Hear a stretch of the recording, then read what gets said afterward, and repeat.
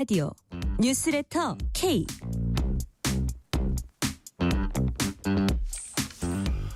안녕하세요. 뉴스레터 K 진행하는 전종철입니다.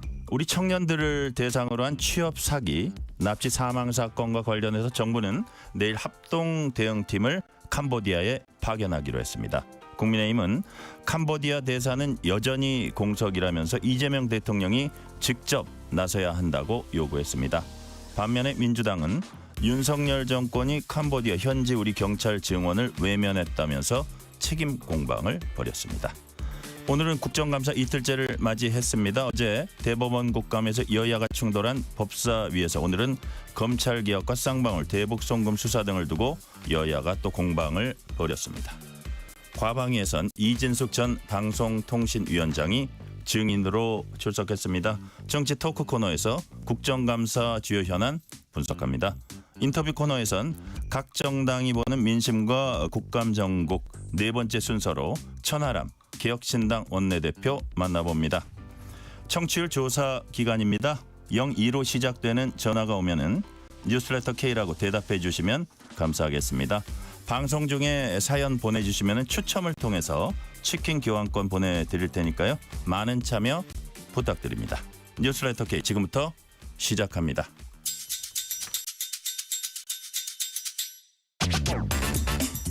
뉴스레터 K 정치 토크입니다. 강찬호 중앙일보 논설위원, 김상일 정치평론가 나오셨습니다. 어서 오세요. 안녕하십니까. 안녕하세요. 자, 오늘 국감 좀 살펴보기 전에 어제 국감이 워낙 좀 대형 국감이어서 그거부터 살펴보겠습니다. 자, 대법원 국감에 조희대 대법원장 출석했습니다. 오전에 의원들 질문에는 침묵했고 이석한 뒤 자정쯤 돌아와서 마무리 발언이라 할까요? 했습니다. 민주당이 제기한 이른바 대선 개입 의혹에 대해서 신속한 심리와 판결 선고 배경에 불신이 있는 것 같아서 안타깝다 이런 말을 했습니다. 어제 하루 동안에 조희대 대법원장 국감이라 그래야 되나요? 아니면 대법원 국감이라 그래야 되나요? 그 김상일 평론가님 어떻게 평가하십니까? 뭐 대법원 국감인데 네. 뭐 추미애 조희대 국감이 그래요? 됐죠. 그리고 뭐 조희대 정쟁 국감 뭐 이렇게 표현을 해야 될 것 같습니다. 네. 기본적으로 정책과 민생이 중심이 돼야 되는 것이 국감인데 네. 양당의 정쟁이 주를 이뤘던 국감이라 좀 안타깝다는 생각이 들었고요. 모두가 패자다 이렇게 분이 말씀을 드릴 수가 없을 것 같고 양 정당은 정치인들이 해야 되는 어떤 본령이라고 해야 될까? 국민의 삶을 생각하고 네. 뭐 이런 것들은 하나도 없었고 자신들의 이익, 진영의 이익을 중심으로 싸웠기 때문에 국민들에게 짜증, 피로감 이것만 안겨준 것 같고요. 네. 조희대 대법원장께서도 사법부 독립이라는 기치는 좀 세우셨지만 사법의 국민 신뢰라는 부분은 회복하는데 크게 신경을 안 쓰는 것 같은 모습이어서 조금 아쉽고 안타까웠다 이런 말씀을 드립니다. 네. 독립 부분은 세우려고 했지만 신뢰 회복 부분은 안타깝다 말씀하셨는데 강찬호 위원님 보시기에 어저께 국감 어떻게 평가하시겠습니까? 민주당은 원래 그 지난 문재인 정부 때라든가 이때 보면은 당시에 저 국민의힘에서 김명수 전 대법원장 굉장히 그 당시에도 지금 현재 여권 편향적인 대법원장이라는 비판을 많이 받았습니다. 그래서 대법원장 출석이라든가 여러 가지 좀 비슷한 요구들이 좀 국민의힘 계열 쪽에서 있었는데 네. 그때마다 바로 그 민주당의 당시 국회를 국회에서 책임지는 위치에 있는 사람들이 뭐라 그랬냐면 그런 얘기를 했어요. 이 대법원장이 원래는 나와서 인사말만 하고 나가는 것이 관례고 그다음에 만약에 지금 그런 식으로 문제를 제기할 것 같으면 재판 자체의 내용 그것에 대해서 추궁을 하는 것이 되기 때문에 안 된다. 네네. 삼권 분립을 지켜야 된다. 이 얘기를 바로 민주당 사람들이 했습니다.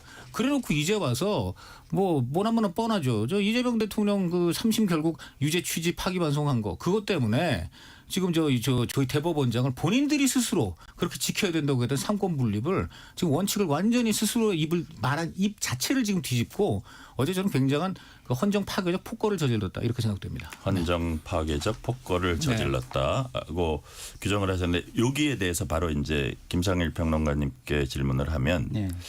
언론이 어제 국감을 두고 이제 이렇게 검색어를 보니까 난장판이란 말이 많이 나오더라고요. 그렇죠. 예. 자, 그 난장판의 책임이 누군지 아까 김상일 평론가님은 모두가 패자였다고 이제 말씀을 하셨는데 국회가 특히 여당이 국민을 대신해서 정말 필요한 부분을 정당하게 물어본 겁니까? 아니면 노골적으로 사법부를 모욕하고 사법 체계를 흔든 겁니까? 어느 쪽에 더 그 무게가 있다고 보죠? 뭐 표현은 뭐 좀 약간 강해서 그렇긴 한데요. 네. 네, 후자 쪽에 좀 더 방점이 가 있죠. 근데 그것은 이제 지금 법사위가 소위 말하는 강성 국회의원들이 좀 포진돼 있고요. 네. 그분들이 이제 출마 욕심이나 그 자신들의 개인적인 정치 일정을 가지고 있기 때문에 좀 강성 지지층이 중요하잖아요. 왜냐하면 일단 기본적으로 당내에서 경선을 통과해서 후보가 되는 게 일단 가장 중요한 부분이니까 네네. 아무리 요새는 뭐 본선 경쟁력이 있어도 뭐 안 되는 그런 때 아닙니까? 강성 네네. 지지층이 뭐 용인을 해주지 않으면 본선 경쟁력은 의미 없는 때니까 일단 후보가 돼야 되기 때문에 그런 부분에 좀 이렇게 편승하는 그런 게 좀 많았다라고 생각이 들고요. 사실은 중도층까지 소구가 돼야 본선 경쟁력을 갖추게 되는 건데 지금 이런 것들은 중도층 소구에는 크게 저는 도움이 안 된다고 보는 게 아까 이제 관례 말씀을 해주셨잖아요. 예. 헌정 파괴까지 가는 건 좀 과하다고 보는데 관례를 깼다라는 거는 어쨌든 관례라는 건 쌓여져 온 건데 그걸 깨려면 그걸 깰 만한 충분한 이유와 명분이 있어야 되는데 네. 그 정도의 명분이 비례성 있게 갖추어졌느냐라는 측면에서는 좀 부족했던 거 아닌가. 다시 말해서 뭐 어떤 질책은 있을 수 있죠. 정치적 질책은. 그러나 법적 제도적 징계성 질책이라든가 뭐 징벌적인 어떤 질책, 추궁 이런 거를 하기에는 근거나 입증 책임을 충분히 비례성에 맞게 하지 못했다. 그렇다고 한다면 그냥 정당 차원에서 네. 정치적인 공격과 어떤 책임 있는 행동을 요구하는 것으로도 충분하지 않았을까. 그래도 기사화가 되고 국민에게 충분히 알려지잖아요. 그러면 지금 사법불신이 상당히 높은 상황에서 오히려 그런 쪽이 부각이 됐을 텐데 조희대 대법원장에 대한 어떤 공격을 함으로써 오히려 조희대 대법원장이 사법 독립성을 지키는 순교자처럼 보이게 만들었다라는 결과적으로. 측면에서 예. 저는 좀 패착도 있었고 민주당 입장에서 볼 때는 그리고 중도층에는 말씀하신 대로 조금 과유불급적으로 좀 과도해 보였을 것이다. 네. 다시 말해서 감점 요인이 됐을 것이다라는 생각이 듭니다. 자, 조금 그 당시 이제 판결할 때로 되돌아가면요. 강찬호 위원님. 네. 자, 민주당은 대법원 전원합의체가 속전속결로 유죄 취지 파기한 상황은 대선에 영향 끼치려 한 거다. 즉 대선 개입이다. 네. 법원의 대선 개입이다. 이렇게 이제 규정을 하고 있는 거. 예, 반면에 그렇습니다. 천대엽 법원행정처장이 이제 어저께 설명을 했어요. 예. 대법관 다수 의견은 지연된 정의는 정의가 아니다. 그렇죠. 거기서 어쨌든 판결을 좀 서두르거나 어떻게 해서 대선 전에 안 내는 게 답은 아니다. 또 안 내면 안 내는 거대로 또 그게 뭐 대선 개입이냐 그러면 안 냈기 때문에 네. 뭐 여러 가지 얘기가 나올 수 있고 또 네.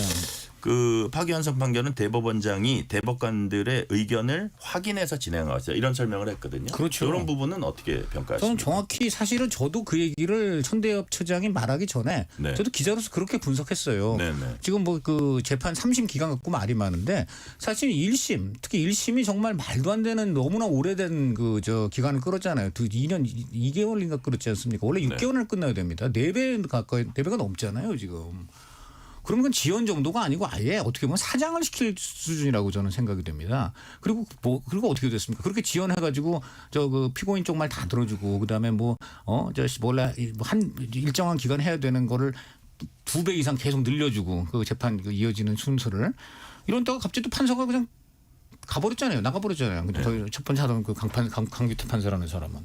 그러니까 이걸로 저는 그때 이미 법원의 신뢰와 권위는 땅에 떨어질 대로 떨어졌기 때문에 너무나 지연을 넘어 거의 사장 수준으로 1심을 끌었기 때문에 당연히 3심은 3개월 역으로 안에 또 끝내야 그런 되는데 측면에서 비판받을 수도 있다. 당연히 그렇고 만약에 네. 정말 민주당이 지금 재판기 갖고 문제를 삼겠다면은 네. 오히려 1심 강규태 판사 불러가지고 저는 추궁부터 해야죠. 그런데 지금 그 1심 강규태 판사는 어떻게 보면 지연을 시켜줘가지고 그래도 그게 은연중에 간접적으로 네. 당시 피고인이었던 이재명 대통령한테 이득을 줘서 그런지 모르지만 하나도 그런 데서는 추궁하지 않고 반대로 그런 1심의 엄청난 지연 때문에 그러면 너무나 지연이 됐으니까 빨리 지연된 정의가 아니므로 지금 3심에 대해서는 3개월이라는 것도요. 최장 3개월입니다. 그 더 가급적 빨리 해서 원래 선거법을 그렇게 633을 한 이유는 선거법 사범이야말로 그것이 만약 정말 범죄를 저지른 사람이라면 빨리 그야말로 그 직책을 박탈해서 제대로 올바른 선거를 임한 사람이 뽑히게끔 해야 된다는 취지 아니겠습니까? 네. 그러니까 그런 점에서 볼 때 저는 천대엽 처장의 말이 당연히 다 옳다고 생각이 됩니다. 네. 네. 어떻게 보세요? 김상일 평론가님. 국민들이 그런 설명을 신뢰하고 납득해야 되잖아요. 근데 그렇게 보이지 않는 이유는 뭘까요? 지연된 정의가 훨씬 많은 게 문제인 거예요. 왜 이것만 빨리 하죠? 국민들이 볼 때는 그러면은 공정성과 형평성이 굉장히 법에서는 중요한데 왜 이재명 재판만 선거를 앞두고 빨리 하냐 이런 느낌을 줬다는 게 문제인 겁니다. 그런 느낌을 저도 사실은 굉장히 뭔가 이렇게 합리적이고 중립적이려고 부족하겠지만 네. 하는데 그때의 그 이례적인 속도 이런 거는요 상당히 당황스러웠고요. 저도 그때 저도 주변에 전현직 판사들을 많이 알고 있기 때문에 물어봤어요. 이 정도 속도면 이게 뭐냐? 그랬더니 이 정도 속도로 가려면 이건 무조건 무죄라는 거예요. 예? 그러니까 사실 그러니까 민주당이 너무 이례적이라는 거예요. 예. 민주당의 분위기가 나쁘지 않았습니다. 그때. 처음에는 막 안 좋았다가 너무 빨라지니까 주변에 전현직 판사들이 이러면은 이거는 무죄일 수밖에 없다. 이런 식으로 다 예측을 하니까 네. 좀 분위기가 바뀐 것이죠. 그러니까 그 정도로 사람들에게 이것이 굉장히 이례적이었다. 지연된 정의가 아니다라는 말에 동의 안 하는 게 아니라 네. 그것이 국민이 신뢰할 수 있게 사법 신뢰를 할 수 있는 방식으로 할 책임도 대법원의 지도층에 있다라고 생각을 합니다. 네. 강찬호 위원님. 제가 지금 결정적인 말씀을 하셨어요. 그러니까 그 당시에 다 무죄로 봤기 때문에 그러니까 민주당이 그때 가만히 있어. 지금 와서 무죄 때렸냐고는 차마 말을 못하고 다 왜 그렇게 기간을 이례적으로 빨리 해야 돼. 그럼 그건 그 당시에 문제 삼았어야죠. 그것이 무죄가 되건 유죄가 되건 우리 민주당은 사법 정의를 생각하니까 이걸 이렇게 이례적으로 빨리 하는 것 자체가 지금 위법적이고 불공정하다. 네. 이렇게 해야지. 그때 그렇게 많은 사람 없어요. 제가 그때 이 율사 출신 민주당 의원들 반응 보겠습니다. 당시에 법원이 그렇게 선고 일자 잡혔다고 공개했을 때 네. 뭐라 그랬냐. 박균택 아까 말씀하신 대로 이것을 9일 만에 보니까 내용을 뒤집고 유죄 취지 판결을 한다는 거는 시간적으로 불가능한 것 같다라고 환영하는 그런 취지 메시지를 냈고 김기표 이 의원도 이분은 이렇게 얘기했어요. 당연히 무죄 확신하는데 서로 유죄 취지가 된다 하더라도 대법원에서 형량을 결정할 수는 없죠. 이렇게만 얘기를 했어요. 자, 이성윤 의원 이분 검사 출신이죠. 자, 정치검찰 억지 기소 공소권 남용 철퇴 가해 주시기 바란다라 그랬지. 아니 왜 이렇게 빨리 잡아요? 이거 자체가 안 됩니다라고 하는 사람 아무도 없습니다. 네. 그런데 이제 와서는 갑자기 그때 그렇게 안 하더니 이제 와서 그걸 문제 삼아요. 이거는 그냥 결과가 싫으니까 그냥 잡지 않고 그냥 전혀 문제 삼지 않았던 걸 새롭게 트집을 잡는다고 볼 수 없습니다. 아니 저는 예, 동의하기가 김상일 어려운 평론가님. 게요. 예.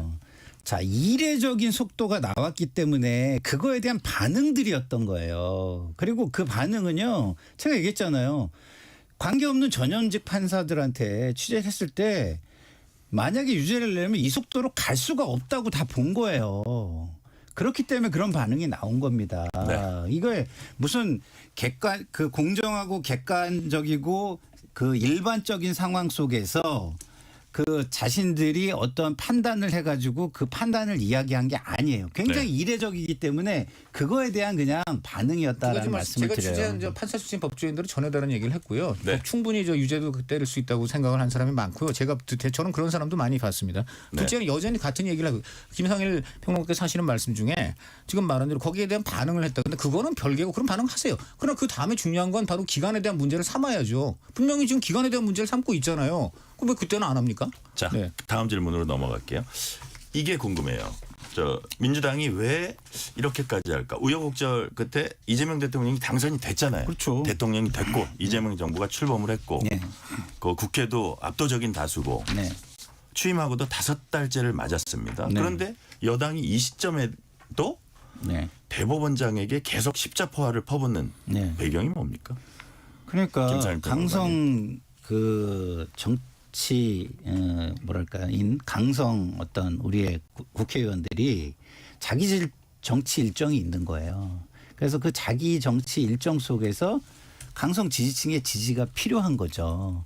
사실은 제가 파악하는 이재명 대통령께서는 네. 성공한 대통령이 되고 성공한 정부를 만들면 자기가 당했던 그런 것들이 국민적인 어떤 공감대를 크게 형성해 가지고 오히려 그런 어떤 위기를 넘어설 수 있고 그리고 만약에 좀 안 좋은 결과가 와도 그거에 대해서 또 반작용이라고 해야 되나 뭐라고 합니까? 그거 특사, 네. 뭐 사면 같은 그런 어떤 분위기도 더 굉장히 확대가 되고 이럴 수 있다. 다시 말해서 본인이 공적을 쌓고 성과를 그렇죠. 내면 본인의 사법 리스크도 그렇죠. 줄어들 수 있다. 그런 얘기죠. 예, 예. 그런 방식으로 생각을 하고 있는 것으로 저는 알고 있는데 네. 그 정치인들 입장에서는 이재명 대통령을 팔아서 자기 네. 정치를 하고 싶은 거예요. 그리고 강성 지지층을 또 선동하는데 그게 또 유효하다고 생각을 하기 때문에 네. 제가 볼 때는 지금 너무 강하게 나가는 사람들은 다 자기 정치다라는 생각이 저는 드는 거죠. 네. 강찬호 의원님 모시기에 이제 자기 정치 측면에서 얘기해 주셨는데 네. 민주당이 왜 이렇게까지 그 사법부 수장을 몰아붙이고 네. 어떻게 보면 사법 체계를 근간을 흔든다는 비난을 받을 수도 있는데도 불구하고 계속 이걸 밀어붙일까요? 지금 뭐 좀 전에 아주 잘 말씀하셨고요. 지금 민주당 의원 개개인들은 지금 자기 정치하는 측면에서 좀 굉장히 사법부 흔들면서 볼성 사나운 모습을 연출하고 있고 그거 이외에 정권 차원으로 보자면 두려움이죠. 그러니까 쉽게 말하면은 그 언제 사법부가 다시 이재명 대통령 그를 피고인으로서 재판을 제기할지 모른다. 네. 언제 얼마든지 할 수 있어요. 지금 재판 안 하겠다. 임기 끝날 때까지 안 하겠다고 한 판사 없습니다. 네. 단지 지금 국정의 연속성이라든가 이런 것을 해서 그냥 재판 기일을 지금 현재 지정하지 않고 있는 거예요. 기일 지정하면 그냥 돼요 지금. 그러면 어떻게 되느냐면요. 이재명 대통령이 재판을 피하려고 하려면 헌재에다가 이제 내가 이거는 헌법상 나는 볼 때 이게 네. 재판도 연기가 될 수 있다고 대통령에 대해서는 본다. 해서 이거 가려달라 해가지고 이제 그럼 또 그것에 대해서 헌재가 판단하고 이제 그런 프로세스를 밟는 이제 그런 거 이외에는 그냥 지금 법원은 그냥 가는 겁니다. 네. 그러니까 이제 그런 거 자체가 굉장히 부담이 되는 거고 그다음에 둘째 결국 그래가지고 만약에 법원이 재판이 돼가지고 그 대통령에 대해서 어떤 형벌을 진짜 내리게 된다면 실형을 내리게 된다면 그게 얼마나 또 타격이 크겠어요? 네. 그다음에 또 하나가 더 있죠. 윤석열 전 대통령에 대한 지금 내란 재판 이것도 지금 어떻게 될지 몰라요. 그러니까 물론 내란 재판 유죄가를 많은 사람들이 내려질 거라고 보지만 모르죠. 또 내란이라는 죄는 아시다시피 국토를 참전한다든지 네. 사실 이제 그 요건을 굉장히 엄격히 따지는 범죄이기 때문에 그런 부분에 대해서도 100% 유죄를 확신할 수 없는 부분도 있는데 지기현 판사를 보니까 과거 지금 담당이 지기현 판사인데 네. 지금 과거에 보니까 윤석열 전 대통령 구속에서 풀어주는 일도 있고 하니까 불안하다. 그래서 지금 내란 특별 전담 재판부는 따로 만들어야 되겠다 뭐 하는 등 막 흔들고 있잖아요. 그러니까 이런 저런 전반적인 거를 만약에 법원이 정말 우리 이재명 대통령한테 불리하게 재판을 제기한다든지 윤석열 전 대통령한테 무죄를 때린다든지 하면 절대 안 돼. 그렇기 위해서 우리는 당신을 흔들 수밖에 없다. 사법부에 영향을 미치겠다. 그런 측면도 저는 굉장히 강하다고 생각이 됩니다. 근데 이게 일반화의 오류라고 저는 생각해요. 네네. 예를 들어서 김상일 평론가님. 제가 얘기하면은 민주당 사람이 얘기한다라고 얘기해 주세요? 아니죠. 그것도 취사 선택인 거예요. 네. 그러니까 내 마음에 들지 않는 얘기를 했을 때 민주당 사람들이 저래라고 얘기하는 게 저는 일반화의 오류라고 생각하는데 아까도 제가 얘기했듯이 대통령실에서 생각하는 것과 지금 당의 어떤 지도부에서 강성 지도부에서 생각하는 게 저는 전혀 다르다고 생각해요. 네. 왜냐하면 지금 강성 지도부는요. 자신들의 차기를 보는 거예요. 그렇기 때문에 지금 저렇게 행동을 하는 거라고 저는 생각을 하고 법원이 언제든지 속개할 수 있다. 저는 그 말씀도 전혀 동의하지 않아요. 그럴 거면은 벌써 있어야죠. 예? 왜냐하면 법원은요. 지난번에 그런 국민들의 반응을 저는 느꼈다 보고 그것이 사법절제라는 거에서 약간 사법절제가 이루어지지 않았기 때문에 만들어진 사법불신이 꽤 있다라고 생각하기 때문에 저는 안 한다고 생각하거든요. 그럼 이거는 대통령 임기 끝날 때까지 안 할 거예요. 그리고 중간에 해가지고 만약에 이게 다음 선거에 또 영향을 준다? 그러면 선거 결과에 따라서 이 재판 상황도요 어떻게 될지 모르는 상황이 계속 연출이 될 겁니다. 네. 그런 거를 법원이 저는 원할 거라고 전혀 생각하지 않습니다. 자, 이런 질문도 드릴게요. 어저께 보니까 뭐 최혁진 의원인가요? 무소속 이분이 무슨 그 도요토미 히데요시하고 조이대 합성 사진 들고 나와서 이제 친일 프레임을 이제 하는데 구체적인 얘기는 없었습니다. 이런 것들을 갖고 주진우 의원은 의원 맞아요? 정말 더 이상 너무 뭐 수치스럽다든가 뭐 그러면서 더 이상 수준 낮아서 못 듣겠다 네. 이런 얘기도 하고 그런 모습도 있었고 내일은 이제 뭐 현장 가가지고 현장 국감이 또 있어요. 그렇죠. 그래가지고 네. 조이대 대법원장의 로그인 기록을 보겠다 뭐 이런 것들도 있던데 자. 강 논설위원님께서 보시기에 예. 이 치열한 전투의 결말이 어떻게 날지 이게 또 궁금해요. 우리가 뭐 정확하게 예측할 수는 없겠지만 예. 민주당이 더 견제받지 않은 확고한 체제를 구축할 수 있을지 아니면 민주당이 예상하지 못한 좀 어려운 국면으로 갈 수도 있을지. 너무 어려운 질문입니다. 어저께 벌써 저는 네. 솔직히 말해서 최혁진 의원이 그런 정말 조요토미 히데요시라는 네. 그러한 그 그림을 만들어 가지고 나왔을 때 민주당에 좀 양식 있는 의원들은 굉장히 당혹했을 것 같고 어저께 민주당에서도 반응이 나왔죠. 네네. 반응이 나왔지 않습니까? 이러한 지금 행동들은 도움이 되지 않는다고 그랬지 않습니까?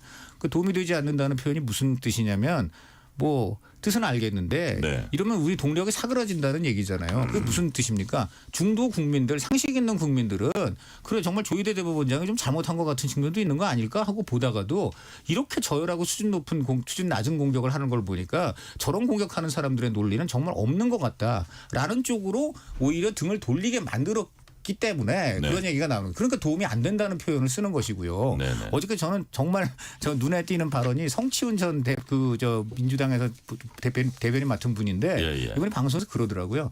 최혁진 의원은 엄밀히 말하면 민주당은 위성정당 지금 소속이신데 지금 보니까 앞으로는 좀 이제 위성정당이라는 이런 제도를 선거법에서 좀 안 만들었으면 좋겠다 그러더라고요. 그러니까 이게 정말 말을 돌려서 하는 거지 정말 이거 우리 민주당 창피하다. 우당의 정말 이 소속 의원이라고 할 수가 없고 이런 사람들이 지금 의원이 돼가지고 민주당 편 들어가지고 얘기했다가 오히려 지금 우리 민주당의 어떤 지금 목표를 더 그냥 달성하기 어렵게 만들었기 때문에 이런 제도 자체를 안 만들었으면 좋겠다라는 얘기까지 했어요. 네. 저는 최혁진 거기서 의원 이미 다 무소속이죠 나왔다고 지금은. 지금 무소속이죠. 네. 위성정당 출신이죠. 강유정 네. 대변인 호임이라면서요. 그렇죠. 그래서 여튼 그게 안 엮일라 그래도 계속 이제 관련은 되는데 네. 자 제가 녹취 하나 듣고 김상일 평론가께 질문 드릴게요. 민주당은 조 대법원장이 대선 개입 의혹에 대해 더 명쾌한 답을 내놔라. 국민의힘은 민주당과 법사위의 폭주에 대해서 이재명 대통령 과연 어떤 입장이냐 이렇게 따져 물었습니다. 국민의힘 송원석 원내대표 얘기 들어보시겠습니다. 지난 연휴 기간 중에 우상호 정무수석이 당과 대통령실의 온도차가 있다. 국민의 전폭적인 지지를 받도록 개혁의 접근 방식에 개선이 있어야 한다라고 하는 말을 남겼습니다. 정청래 당대표와 추미애 법사위원장을 위시한 더불어민주당 강경파에 대한 대통령실의 경고 메시지였다는 분석이 지배적이었습니다. 그러나 어제 법사위 상황을 보면 대통령실의 경고는 추미애 법사위원장과 더불어민주당 강경파에는 소위의 경읽기였던가 봅니다. 이재명 대통령은 여당의 탈레반급 강경파들의 폭주를 통제할 힘이 전혀 없는 레임덕에 빠진 것입니까? 아니면 이재명 대통령이 앞으로 있을 본인의 재판에 무죄를 받기 위해서 법사위 난동과 조희대 사법부 파괴 공작을 배후에서 조종하고 있는 것입니까? 자, 김상일 평론가님. 네. 지금 송원석 원내대표가 일종의 이제 공개 질문을 이재명 대통령에게 뭐라 그랬냐면 네. 여당 폭주 통제할 수 없는 레임덕에 빠졌습니까? 아니면 본인 재판 무죄 받기 위해서 사법부 파괴를 여당 뒤에 숨어서 배후 조종하고 있습니까? 이 둘 중에 하나 대답하기 힘들 것 같지만 네. 이재명 대통령 지금 스탠스가 어떤 걸 것 같아요? 이재명 대통령은 네. 이재명 정권이 성공하기를 바라잖아요. 예, 예. 그러면은 성공을 한다는 것은 무엇입니까? 국가가 발전을 하고 국민의 삶이 나아지고 뭐 이런 거예요. 그러면 이제 경제적인 요소나 뭐 이런 것들이 굉장히 중요하고 예, 예. 또 안보 외교적인 요소가 굉장히 중요합니다. 이런 것들의 기반이 되는 건 뭐죠? 국민 통합이에요. 네. 국민 통합 없이 경제 발전, 국가 발전이 있을 수가 없습니다. 그러면 어쨌든 본인이 대통령으로서 책임감을 가지고 네. 국민을 한데 모아서 끌고 가려는 노력을 하는 게 기본적인 목표라고 저는 생각해요. 자, 그런 거를 하고 있습니다. 그러면 여당은 뭘 해야 되죠? 이게 돋보이게 서포트를 하는 게 맞는 겁니다. 네네. 다음에 내 시대를 열기 위해서 내 정치를 할 것이 아니라 지금 이재명 대통령께서 보여준 모습들이 저는 솔직히 깜짝 놀랐어요. 왜? 성남시장 경기도지사에서 했던 행정이 네. 그냥 매뉴얼처럼 몸에 배인 것처럼 굉장히 국민들에게 실용적이고 체감이 되게 툭툭툭툭 튀어나옵니다. 굉장히. 그 순발력도 굉장히 좋으시고. 그럼 이걸 좀 서포트를 해주면 지지율이 이렇게 떨어지거나 이런 일이 제가 볼 박스권에 때는 갇히거나. 네, 갇히거나 이게 없을 것 같거든요. 네.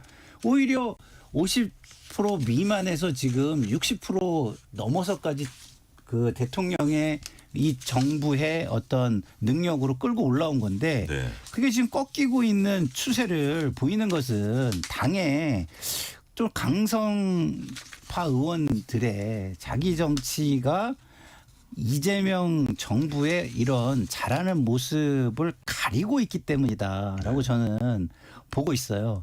그럼 뭐 굳이 이게 송원석 원내대표의 또 빗대서 저는 할 필요는 없다고 봐요. 왜냐하면 저건 또 뭐 우리 쪽에 어떤 일종의 뭐 정치적 프레임을 좀 만들어서 이득을 보시려고 하는 네. 의도도 있을 것이기 때문에 그런데 지금 현재 당 정이 바라보는 것이 좀 다르다.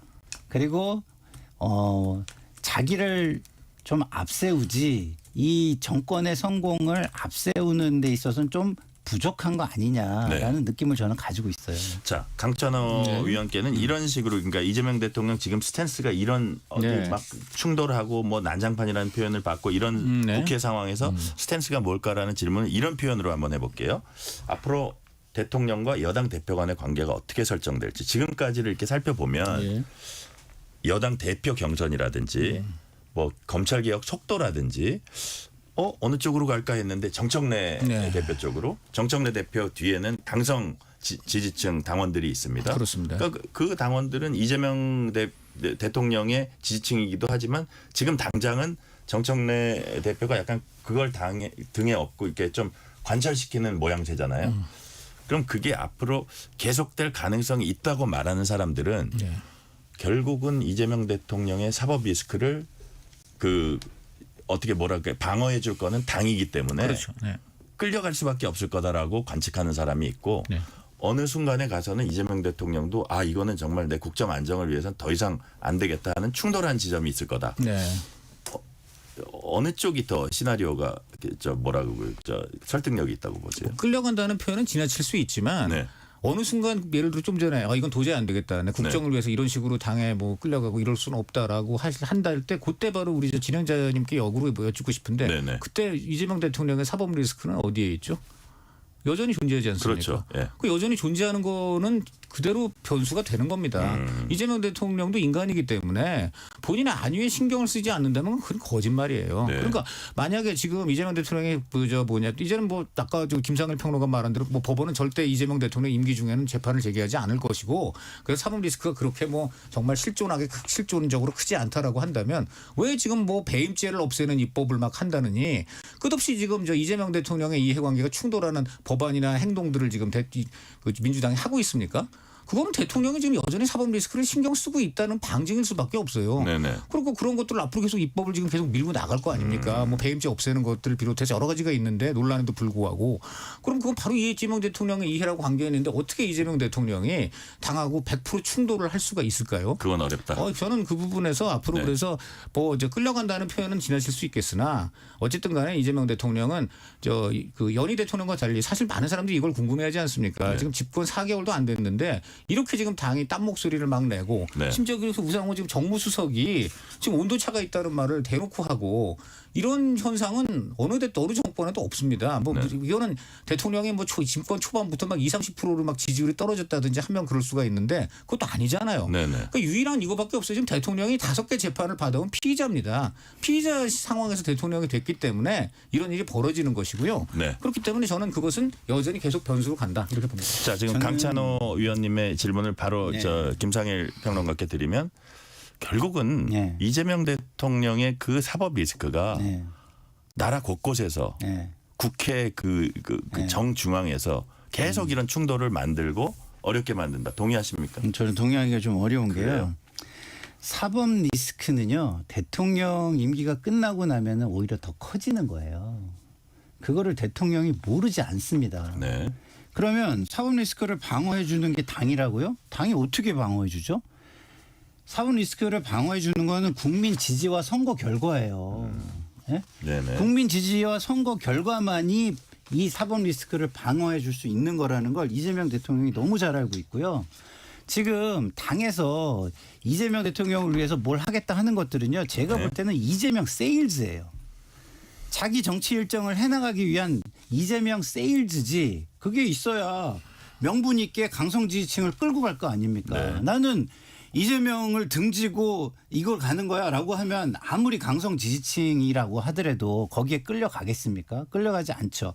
그러면 일단 이재명 대통령이 있는 상황에서는 이재명 대통령을 명분으로 삼은 다음에 자기 주장을 해야 할 수밖에 없기 때문에 이런 행위들을 저는 하고 있다고 보고요. 네. 대통령은 기본적으로 자신의 사법 리스크는 자기의 국민 지지 그리고 그걸 통한 선거에서의 승리들이 만들어줄 것이라고 생각하는 분이라고 봅니다. 네. 실시간 교통 상황 알아보겠습니다. 라디오 교통정보센터 공인혜 리포터 나와주세요.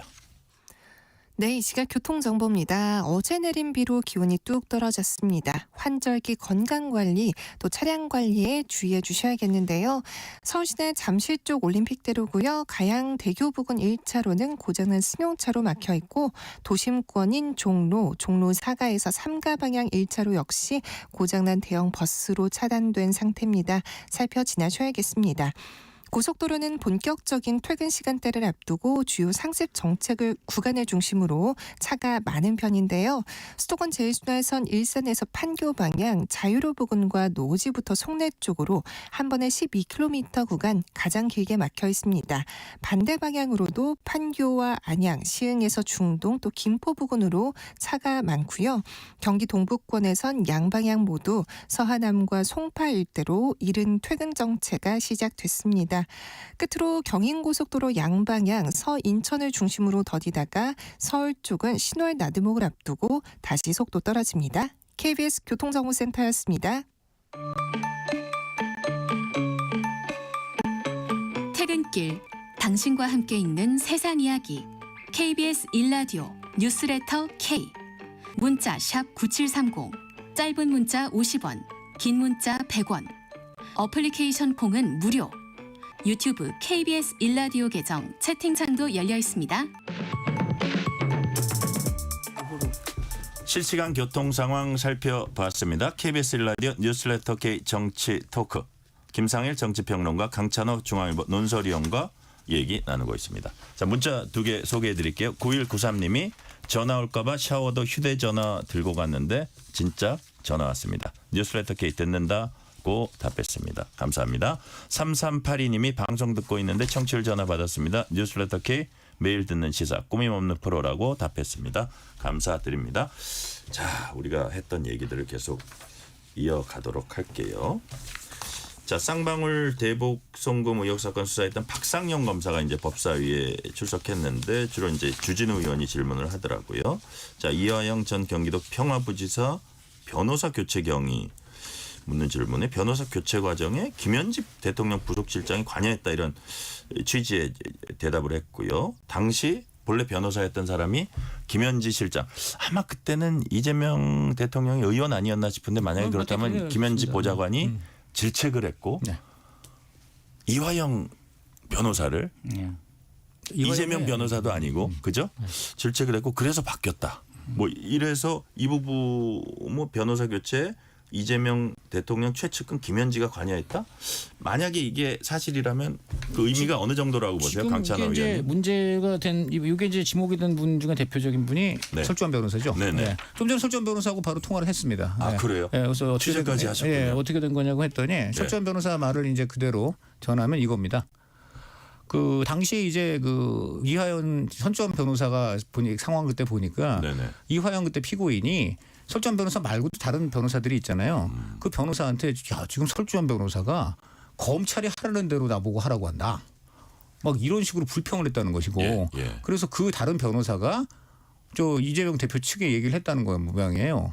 그래서 김현지 그때 씨가 그 당시에 바로 그래서 자기한테 전화를 해서 자기하고 전화를 걸었는지 아니면 설주환 변호사 전화했는지는 모르겠으나 네네. 무슨 전화하는 과정에서 그 김현지 씨가 그 당시에 저 설주환 변호사한테 변호사님이 이화영 피고인한테 검찰 하라는 대로 하자고 이렇게 했다는 게 사실이에요?라고 물었다는 겁니다. 그래서 그 순간 듣는 설주환 변호사가 너무나 어이가 없고 이제 기분이 나빠서 제가 그렇다면 저는 그만두겠습니다. 네. 그랬더니요. 그럼 그 김현지 씨도 그렇다면 뭐 그만두시겠다면 그만두시는 게 맞겠다라는 식으로 했다는 겁니다. 그러니까 지금 이거 그러면 제가 물어봤어요. 자, 그럼 이렇게 맥락을 보니까 어떻게 보면 질책으로 들릴 수도 있는 건데요. 그랬더니 뭐 질책을 했다든지 저보고 사임을 요구했다든지 지시했다든지 뭐 그렇게까지 볼 수 있을지는 잘 모르겠는데 어쨌든 간에 그런 식으로 이제 그 나는 절대 그런 일이 없는데 내가 예. 이화영 피고인한테 아니 검찰 검찰 하자. 하라는 대로. 나는 오로지 이화영 피고인의 이익에 충실하게 어떻게든 가장 좋은 방법으로 변호를 하려고 여러 가지를 하고 있는데 돌연 이 이화영 피고인이 다른 변호사한테 내가 그런 식으로 했다고 사실도 아닌 얘기를 했다니까 그렇다면 난 정말 못하겠다. 난 맞지 않는 게 맞겠다. 네. 이렇게 얘기를 했다는 것이에요. 그것을 누가 전했냐? 김현지 씨가 전했다고 지금 말했습니다. 네네. 그래서 제가 아니 근데 김현지 씨는 지금 아시다시피 이화영하고는 관계도 없는 분 아니냐 했더니 그분이 이래요. 이화영 당시 이재명 당대표죠. 이재명 대표와 관련된 모든 재판은 다 김현지 씨가 관리를 했다는 거예요. 그래서 자기가 그때까지 네. 계속 뭐 재판 관련된 어떤 상황에서 김현지 씨를 여러 차례 다 얘기했대요. 통화건 뭐 소통을 했대요. 쭉 소통을 해왔다는 거예요. 그러니까 결국은 이거 어쨌든 간에 정확히 지금 이화영 재판, 정확히 말하면 이재명 재판도 아닌데 네. 지금 이재명 대표랑 연관된 재판들은 딱 이렇게 김현지 씨가 해당 변호사하고 직접 소통을 했다는 게 소통하고 그때 직접 담당 변호사가 밝혔습니다. 이렇게. 교체하라고 적극적으로 얘기했는지 요거는 설주환 변호사 얘기에 의하면 명확하지는 않으나 그렇죠. 여하튼 네. 모든 사건에 관여를 했고 그래서 네. 이재명 당시 당대표 변호사도 아닌 이화영 변호사 문제까지 이제 관여를 했다. 이 부분은 김상민 평론가님 보시기에 야당이 가만히 있을 것 같지는 않은데요.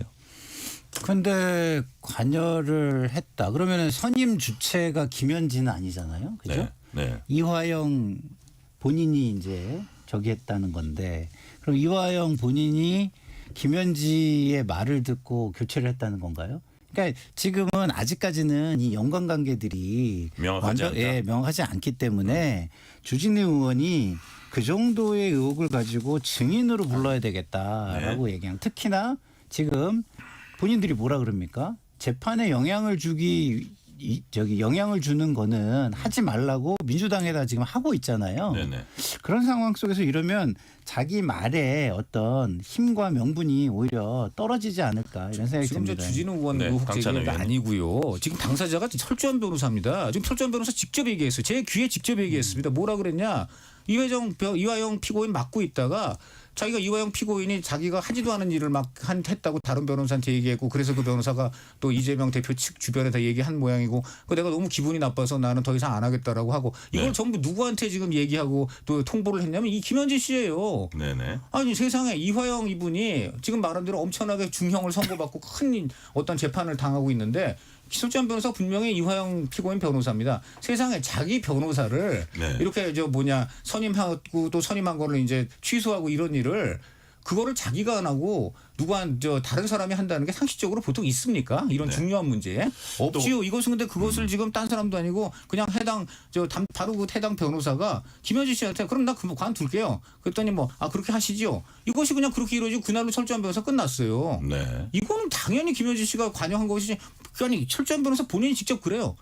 그 직전까지 재판 관련된 상황을 계속 김현지 씨하고 공유하고 얘기했다고. 네. 이거 이상으로 관여한 증거가 나오는 게 어디 있습니까? 자, 그 문제는 잠깐 넘어가고요. 네. 국민의힘 박정원 의원은 또 통진난 주류 세력 경기 동부연합과 김현지 실장 연결고리 확인했다. 또 이재명 대통령과 그래서 범죄 공동체다 이런 얘기도 했는데 2004년 이재명 대통령 성남시의회 난입 사건 판결문에 또 김 실장이 등장한다. 그래서 이런 것들이 어쨌든 국회의원이 제기를 했는데 네. 국민의힘 입장에서는 나와라 이런 명분이 더 섰다고도 볼 수 있습니까? 어떻습니까? 김장희 글쎄 평론가. 이게 국감이라는 것이 네. 일단 기본적으로 행정부에 대한 것이고요. 네. 그리고 사회적으로 어떤 무리가 일어났을 때에 그 공적인 어떤 문제를 해결하기 위해서 하는 거잖아요. 네. 근데 지금 말씀하신 건 제가 볼 때는 굉장히 정쟁적인 요소가 훨씬 강하다고 보여져요. 예, 예. 그럼 이런 정쟁적인 요소가 강한 것을 국감에서 처리하려고 그러면 국감은 사라지고 정쟁만 남는 거죠.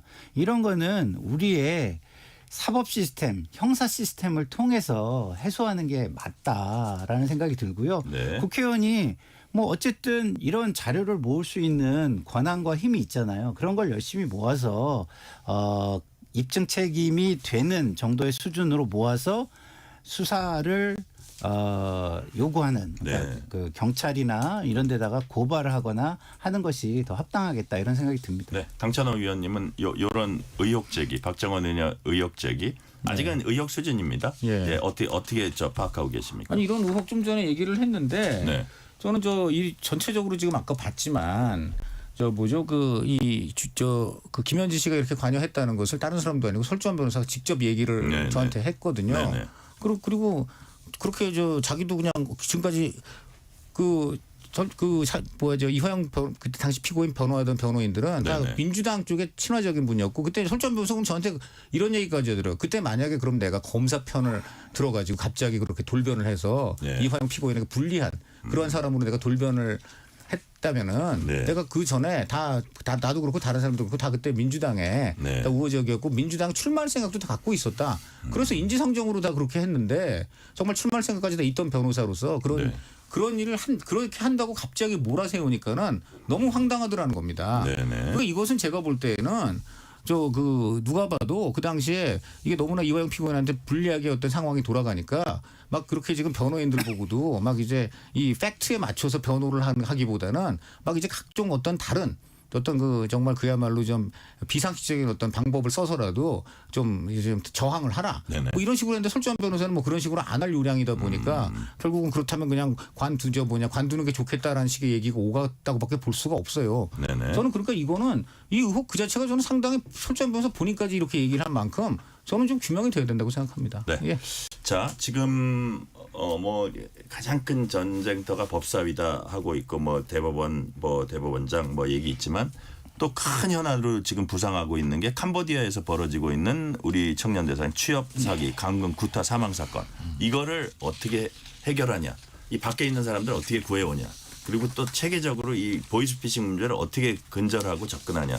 아주 큰 문제더라고요. 여기에 대해서 먼저 한정혜 민주당 정책위 의장 얘기 들어보시겠습니다. 윤석열 정권이 캄보디아 ODA 사업 예산은 대폭 늘린 반면에 정작 국민의 생명은 뒷전이었다는 것이 밝혀졌습니다. 국제범죄 대응 인력은 줄이고 경찰 주재관 증원 요청도 외면했던 것으로 드러났습니다. 그 사이에 캄보디아에서 2023년 21건이었던 감금 신고는 2024년 221건으로 10배 증가했습니다. 우리 국민의 안전은 외면하면서 김건희 통일교 청탁 의혹을 받고 있는 캄보디아 ODA 예산은 절차도 기준도 없이 ODA 중점 협력국 27개국 가운데 가장 높은 증가율로 편성하였고 2024년 한 캄보디아 양국 간의 ODA 협력회의 결과에 따르면 당시 윤석열 정부는 캄보디아 정부가 요청한 금액보다 더 많은 ODA 예산을 지원하게 되니 소소한 사업 말고 대형 인프라 사업을 하는 것이 어떻겠냐고 역제안까지 하기도 하였습니다. 네, 지금 한정의 여당 정책위의장 얘기 들어봤는데 캄보디아 납치 감금 사례까지 있는 이 사건에 있어서도 여야는 상대방 탓에 서로 이제 열을 올리는 그런 모습입니다. 한정의 정책위의장 얘기를 들어본 윤석열 정부가 현지 우리 경찰 인력 증원 외면했다. ODA 차관 이거는 늘린 반면에 국민의힘은 조현 외교부 장관에게 이 문제 심각성 언제 알았냐 따져 물었고 심각성을 좀 인식한 건 지난주 정도다. 이렇게 답했습니다. 자, 뭐 누구 탓이냐 이런 얘기보다도 이거 강찬호 의원님 네. 어떤 식으로 접근해야 되는 겁니까? 이 문제는. 지금까지 말씀하신 거 이미 답이 있는 거 아닙니까? 예. 우선 외교부는 사안의 심각성 자체를 몰랐거나 또는 언론이 이거 오래전부터 제기를 해왔는데 특히 KBS에서 특히 이거는 가장 KBS에서 앞장서서 현지 보도 많이 했어요. 네, 그래서 저는 역시 KBS가 국민의 방송이다라는 생각이 참 감사합니다. 듭니다. 네. 그래서 이런 국민의 방송이 일찌감치 문제를 제기하고 그걸 한두 번 저도 이런 게 있습니다. 언론의 특징이 뭐냐면 한번 저희가 예를 들어 뭐 이걸 특종이라고 말하면 그렇겠지만 어쨌든 처음으로 단독 보도를 하면서 네. 부각을 해요. 네. 근데 반응이 별로 없어. 그리고 다른 언론에서 안 받아요. 예. 그러면 그냥 사그라드는 경우들이 많습니다. 네네. 그러면 저희는 나중에 이제 우리는 그래도 선도 보도했네 하고 그냥 애써 자위하지만 네. 그냥 그대로 그냥 끝나버리는 경우가 많아요. 그런데 네네. KBS가 더 평가해주고 싶은 것은 계속해서 계속했어요. 다른 언론들이 별로 그것을 받지도 않고 프로그램 네. 파트에서도 하고 네. 사회부에서도 출장 그렇죠. 가고 막 그랬어요. 그래서 저는 그게 굉장히 중요해요. 그러니까 다른 매체들이 안 받으면 힘이 빠져갖고 안 하는 게 많습니다. 갑자기 KBS 칭찬 모드로 이 아니요, 절대 토론이. 제가 이해관계 충돌이 아닙니다. 알겠습니다. 이해관계 충돌 아닌 걸로 말씀드리고 저도 언론인이기 때문에 말씀드려요. 그러니까요. 자, 그러니까 객관적으로 이 얘기는 평가하신 뭐냐면 거고. 예. 그만큼 이제 그 문제의 사안이 있었다는 얘기고. 자, 그렇다면 여기서 저는 제일 중요한 건 그걸 받아서 보도하지 않은 다른 언론 매체도 반성해야 하면서 정말 더 중요한 건 외교 당국, 예. 경찰 당국 이런 사람들이죠. 아니 이건 정말 이렇게 여러 차례를 보도를 한다면은 들여다봐야죠. 근데 뭐라 그랬습니까? 여기에 대해서 확인되지 않았다든지 뭐 보도에 신중을 기해달라 뭐 이런 소리까지 했잖아요. 네. 그러니까 이거는 지금 현재 이 외교나 관련 당국이 책임을 안 물을 수가 없는 겁니다. 이 자체로 이걸 언론이 보도도 안 했다면 또 모르겠는데 네네. 여러 번 보도를 하는 상황에서 이렇게 묵살하고 묵고 하다가 지금 뭐예요? 결국은 그 대통령이 지금 한마디 하고 네. 모든 언론에서 다 받아서 갑자기 들고 일어나니까 그제서야 지금 막 주한 캄보디아에서 초치한다든지 이러고 나섰잖아요. 저는 이건 기본적으로 그 동안에 어느 정권에서 회사 인력이 얼마나 줄었냐 그런 것도 당연히 따져봐야 되겠지만 지금 당장 그 결과 눈앞에 지금 책임을 지고 있는 외교와 경찰 당국은 정말 큰 책임을 져야 된다고 봅니다. 네. 이게 어떻게 보면 제가 이제 언론 입장에서 보면 어떤 그 정부가 혹은 뭐 국회도 마찬가지고 우리 국민의 생명과 안전이 달려 있는 커다란 문제인데 정말 아차하고 그냥 놓친 이런 큰 사안으로 기록될 것 같아요. 그렇죠. 어떻게 보세요? 이런 것을 네. 네 글자로 표현한다면 국가 실패죠. 네. 왜냐하면 국가가 해야 되는 게 1번 국민의 생명을 지키는 거죠. 네. 그리고 2번이 국민의 삶을 나아지게 만드는 거 아니겠습니까? 네네. 그런데 1번 소명을 못한 거예요. 그리고 그게 여러 신고라든가 호소라든가 보도라든가 이런 네. 걸 통해서 이루어졌고 심지어 2년 전에 저는 모범 택시라는 드라마 봤는데 아주 거의 이거와 똑같을 정도의 그 굉장히 잔혹한 그런 걸 묘사하는 드라마까지 나왔었어요. 네. 근데도 우리 당국이 여기에 반응하지 않았다? 왜일까? 이 사람들은 자기의 직업 윤리가 지금 잘못돼 있다라는 겁니다. 직업 윤리가 잘못돼 있는 부분은 철저하게 파헤쳐서 네. 제대로 굴러갈 수 있게 하는 게 정치권이 할 일이에요. 이게 누가 더 책임 있냐 이게 싸우고 앉아 있고 정쟁으로 이게 정쟁의 소재로 삼을 일이 저는 절대 아니라고 봅니다. 저는 말씀드려 네. 정말 네. 동감하고 괜찮아요. 저는 이 지금 한정의 이분들의 지금 이 말을 보면은요. 네. 어쨌든 지금 정권을 잡고 행정을 지금 책임지고 있는 사람이 전 정권의 어떤 경찰 인력 수급 문제를 그냥 열심히 지금 설명을 하고 있어요. 네. 아니 그런다고 지금 당장 지금 거기에 대해서 대응을 못한 경찰의 책임이 사라집니까? 이걸 누가 봐도 지금 아이고 우리 지지율 이걸로 조금이라도 떨어지면 어떡하나. 아 이것 때문에 내년 지방선거에 득표율이 조금이라도 떨어지면 어떡하나. 이런 염려로 몽땅 가득 차 있는 걸로밖에 안 보입니다. 네. 이럴 때는 바로바로 대응책을 내놓는 것만이 할 일이다. 이렇게 정부 할 일이다 봅니다. 네. 자, 시간이 1분 미만으로 남아서 1399님이 서로 핑계만 대는 동안 나라가 힘들어지는 것 같습니다 하셨고요. 시간이 1분 미만으로 남았기 때문에 짧게 이거를 한 말씀으로 일갈해 주시면 이진숙 전 방송통신위원장이 오늘 국감 증인으로 출석했습니다. 네. 자, 이진숙 위원장 있던 그 기구 없어지고 그 다음 날 뭐 체포되고 풀려나고 이 과정을 한 말씀으로 딱 규정한다면 저는 김상일 평론가님. 정치권에 있는 모든 사람들, 그다음에 지도자급에 있는 모든 사람에게 적용되는 말이라고 생각하는데 과유불급입니다. 과유불급. 뭐든지 국민들을 먼저 생각하고 그다음에 제도 안에서 해결을 해야지 자기 힘을 믿고 사적 구제를 하듯이 문제를 자기 힘으로 해결하려고 들면은요.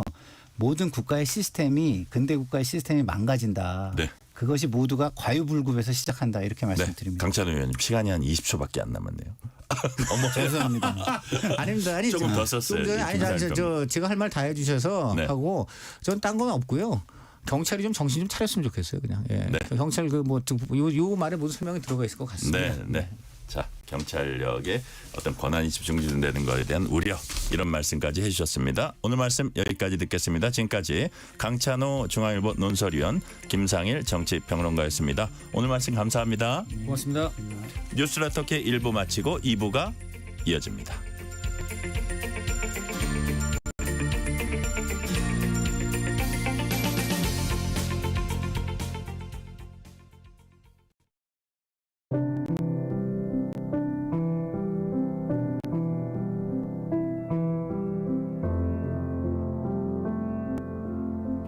KBS 라디오 연중기획 희망충전 대한민국 660번째 이야기.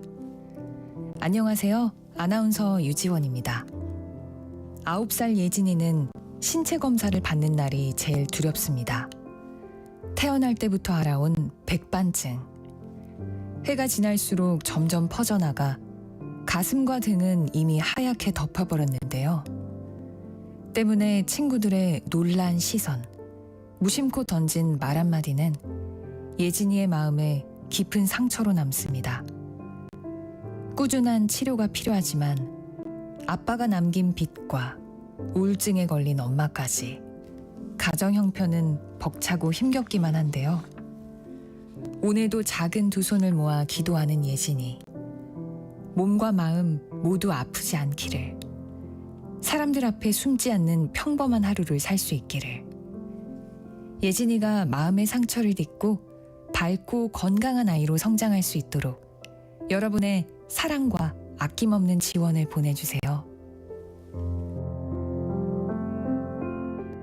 여러분의 따뜻한 손길이 희망의 빛이 됩니다. ARS 060-700-1580 060-700-1580 한 통화 3,000원으로 희망을 선물해주세요. KBS 라디오 연중기획 희망충전 대한민국은 초록우산 어린이재단, 인탑스 주식회사, 그리고 청취자 여러분과 함께합니다. ARS 060-700-1580 한 통화 3,000원입니다.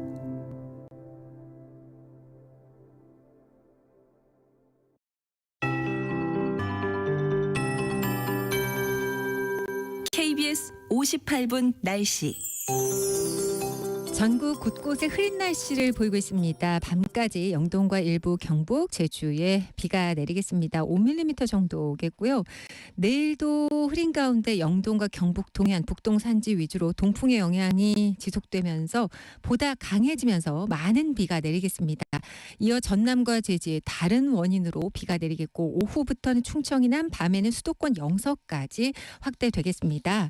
그 다음 날 오전까지 이어질 텐데요. 이틀 동안 10에서 50mm 정도 내리겠고 영동과 영남권 제주에는 최대 60mm 정도 오겠습니다. 피해 없도록 주의해 주시고 교통안전에 유의해 주시기 바랍니다. 밤사이 서귀포에는 열대야가 나타났고요. 낮 기온이 이 지역으로 32.3도까지 치솟았습니다. 평년보다 8.4도가 뾰족히 높았습니다. 동떨어진 느낌이 드는 여름더위가 이곳에 나타난 게 오늘 특이점이었고요. 서울은 20.9도의 낮 기온을 보이면서 평년 수준이었습니다. 가을비가 잦은 만큼 추색이 짙어져 가을도 정중앙에 와 있습니다. 현재 영동에 약간 비가 뿌려지고 있고요. 일강 수량 15에서 30mm 기록 중입니다. 내일 아침 서울 16도 등 12에서 20도 분포되겠고 낮 최고 기온 서울 24도, 전주 26도 등을 예상하고 있습니다. 당분간 낮은 구름대가 유입돼 강원 산지 안개가 짙겠고 경상권 동해안으로 바람 강합니다.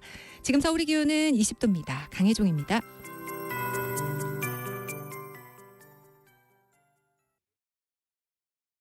정성을 다하는 국민의 방송 KBS가 6시를 알려드립니다. AM 711kHz, FM 97.3MHz, KBS 1라디오입니다. HLKA.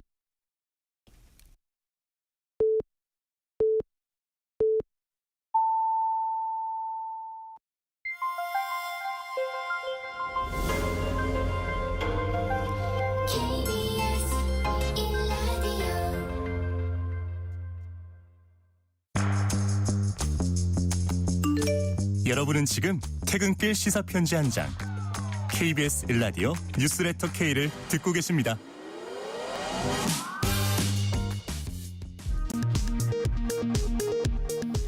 이 시각 라디오 정보센터 뉴스입니다. 캄보디아에서 한국인 취업 사기와 감금 사태가 잇따른 가운데 이재명 대통령이 오늘 국무회의에서 피해자 보호와 신속한 국내 송환을 지시했습니다. 캄보디아 정부와의 치안 공조의 속도를 낼 것과 우범 지역에 대한 여행 제한 강화도 서두르라고 강조했습니다. 경찰청이 지난해부터 이번 달 13일까지 1년 10개월간 캄보디아 관련 실종 감금 의심 사건을 143건 접수했다고 밝혔습니다. 경찰은 이중 대상자의 소재와 신변 안전이 확인된 사건은 91건이며 나머지 52건은 수사가 진행되고 있다고 설명했습니다. 국정감사 이틀째인 오늘 법사위의 법무부 대상 국감에서 민주당은 이화영 전 경기도부지사가 제기한 이른바 술파티 의혹 등 검찰의 부당 수사를, 국민의힘은 양평 공무원 사망 등 특검의 강압 수사를 각각 주장했습니다. 삼성전자가 연결 기준 올해 3분기 영업이익이 12조 1천억 원으로 지난해 3분기보다 31.8% 증가했다고 밝혔습니다. 전분기에 비해서는 158% 늘어난 수치입니다. 지난 5월 지하철 5호선 열차에 불을 지른 방화범에게 1심 재판부가 징역 12년을 선고했습니다. 지금까지 라디오 정보센터 뉴스 편유희였습니다.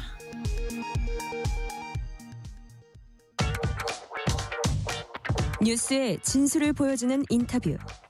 뉴 진수. 연휴가 끝나고 정치권은 본격적인 국정감사 전국으로 들어갔습니다. 뉴스레터 K 인터뷰 코너에선 원내 주요 정당들이 추석 민심을 토대로 하반기 전국에 어떻게 대응할 것인지, 어떻게 국정감사에 대응할 것인지 지금 집중적으로 살펴보고 있습니다. 민주당, 국민의힘, 조국혁신당에 이어서 오늘은 천하람 개혁신당 원내대표와 함께 추석 민심과 국감 전략, 향후 전국 구상까지 얘기 나눠보겠습니다. 천하람 의원님 어서 오세요. 네, 안녕하세요. 천하람입니다. 지금 막 국감 진행 중인데 살짝 오셨군요. 네, 가까워서 여의도에 있어서 왔지. 아유, 아니었으면 못 왔을 것 같습니다. 다른 의원님들 질의하는 사이에 이 가까운 그 거리라도 오는 게 되게 힘들다는 걸 제가 알거든요. 감사합니다. 너무 감사드리고요. 아유, 감사합니다. 예.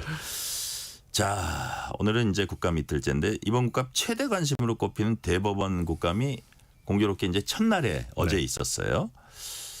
그 중심에 조희대 대법원장이 있었습니다. 천하람 의원님, 어제 대법원 국감 어떻게 평가하십니까?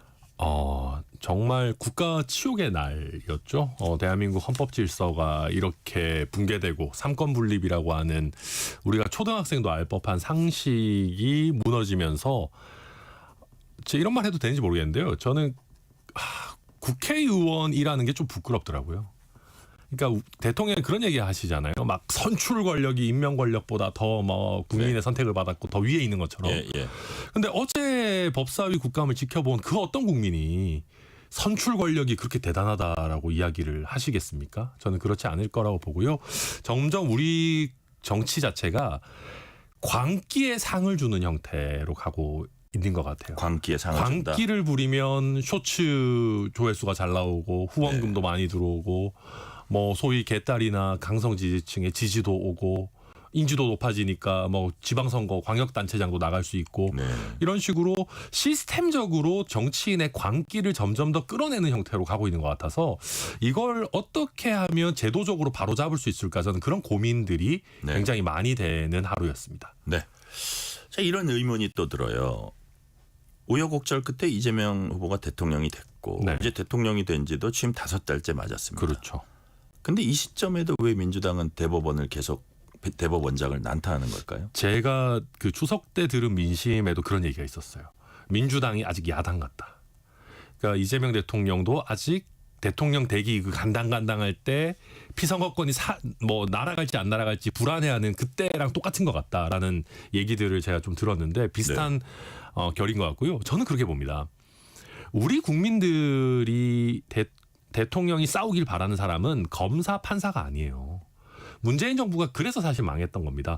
국민들이 대통령과 여당이 싸워줬으면 하는 상대방은요. 빈곤이에요. 양극화고요. 주거 불안입니다. 그런 것들하고 싸워야 되는 건데 지금 민생 이슈는 하나도 안 보여요. 계속해서 검찰 해체하고 그다음에 이제는 심지어는 독립성을 보장해야 되는 사법부랑 멱살잡이를 하고 있어요. 이렇게 되면요. 국민들이 어떻게 되냐면 처음에는 막 아드레날린이 나오니까 좀 봐요. 근데 나중에 되면 이게 내 인생이랑 무슨 상관이지?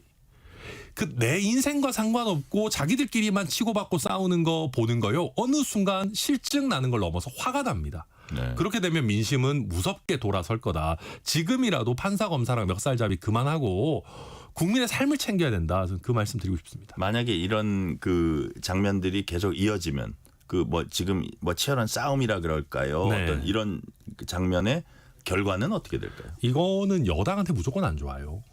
그러니까 국민들이 야당이 약간 난장판 피우는 거는 일정 부분 용납합니다. 네. 근데 여당이 먼저 난장판을 만드는 거는 글쎄요. 게다가 압도적 의석을 가지고 있고 국정을 안정적으로 이끌어갈 수 있는 여당이 이런 난리를 친다? 우리 헌정사에 저는 있었던 일인가? 문재인 정부 초창기에 검수완박할 때 시끄럽긴 했지만 이 정도는 아니었거든요. 네네.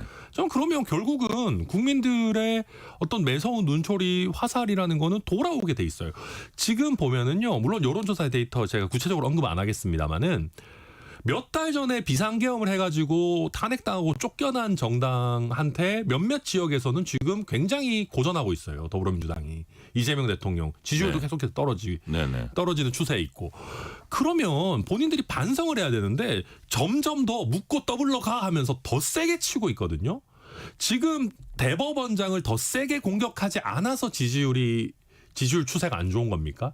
아니거든요. 지금이라도 정신 차려야 되는데 여기서 가장 먼저 브레이크 밟으면 어떻게 되는지 아십니까?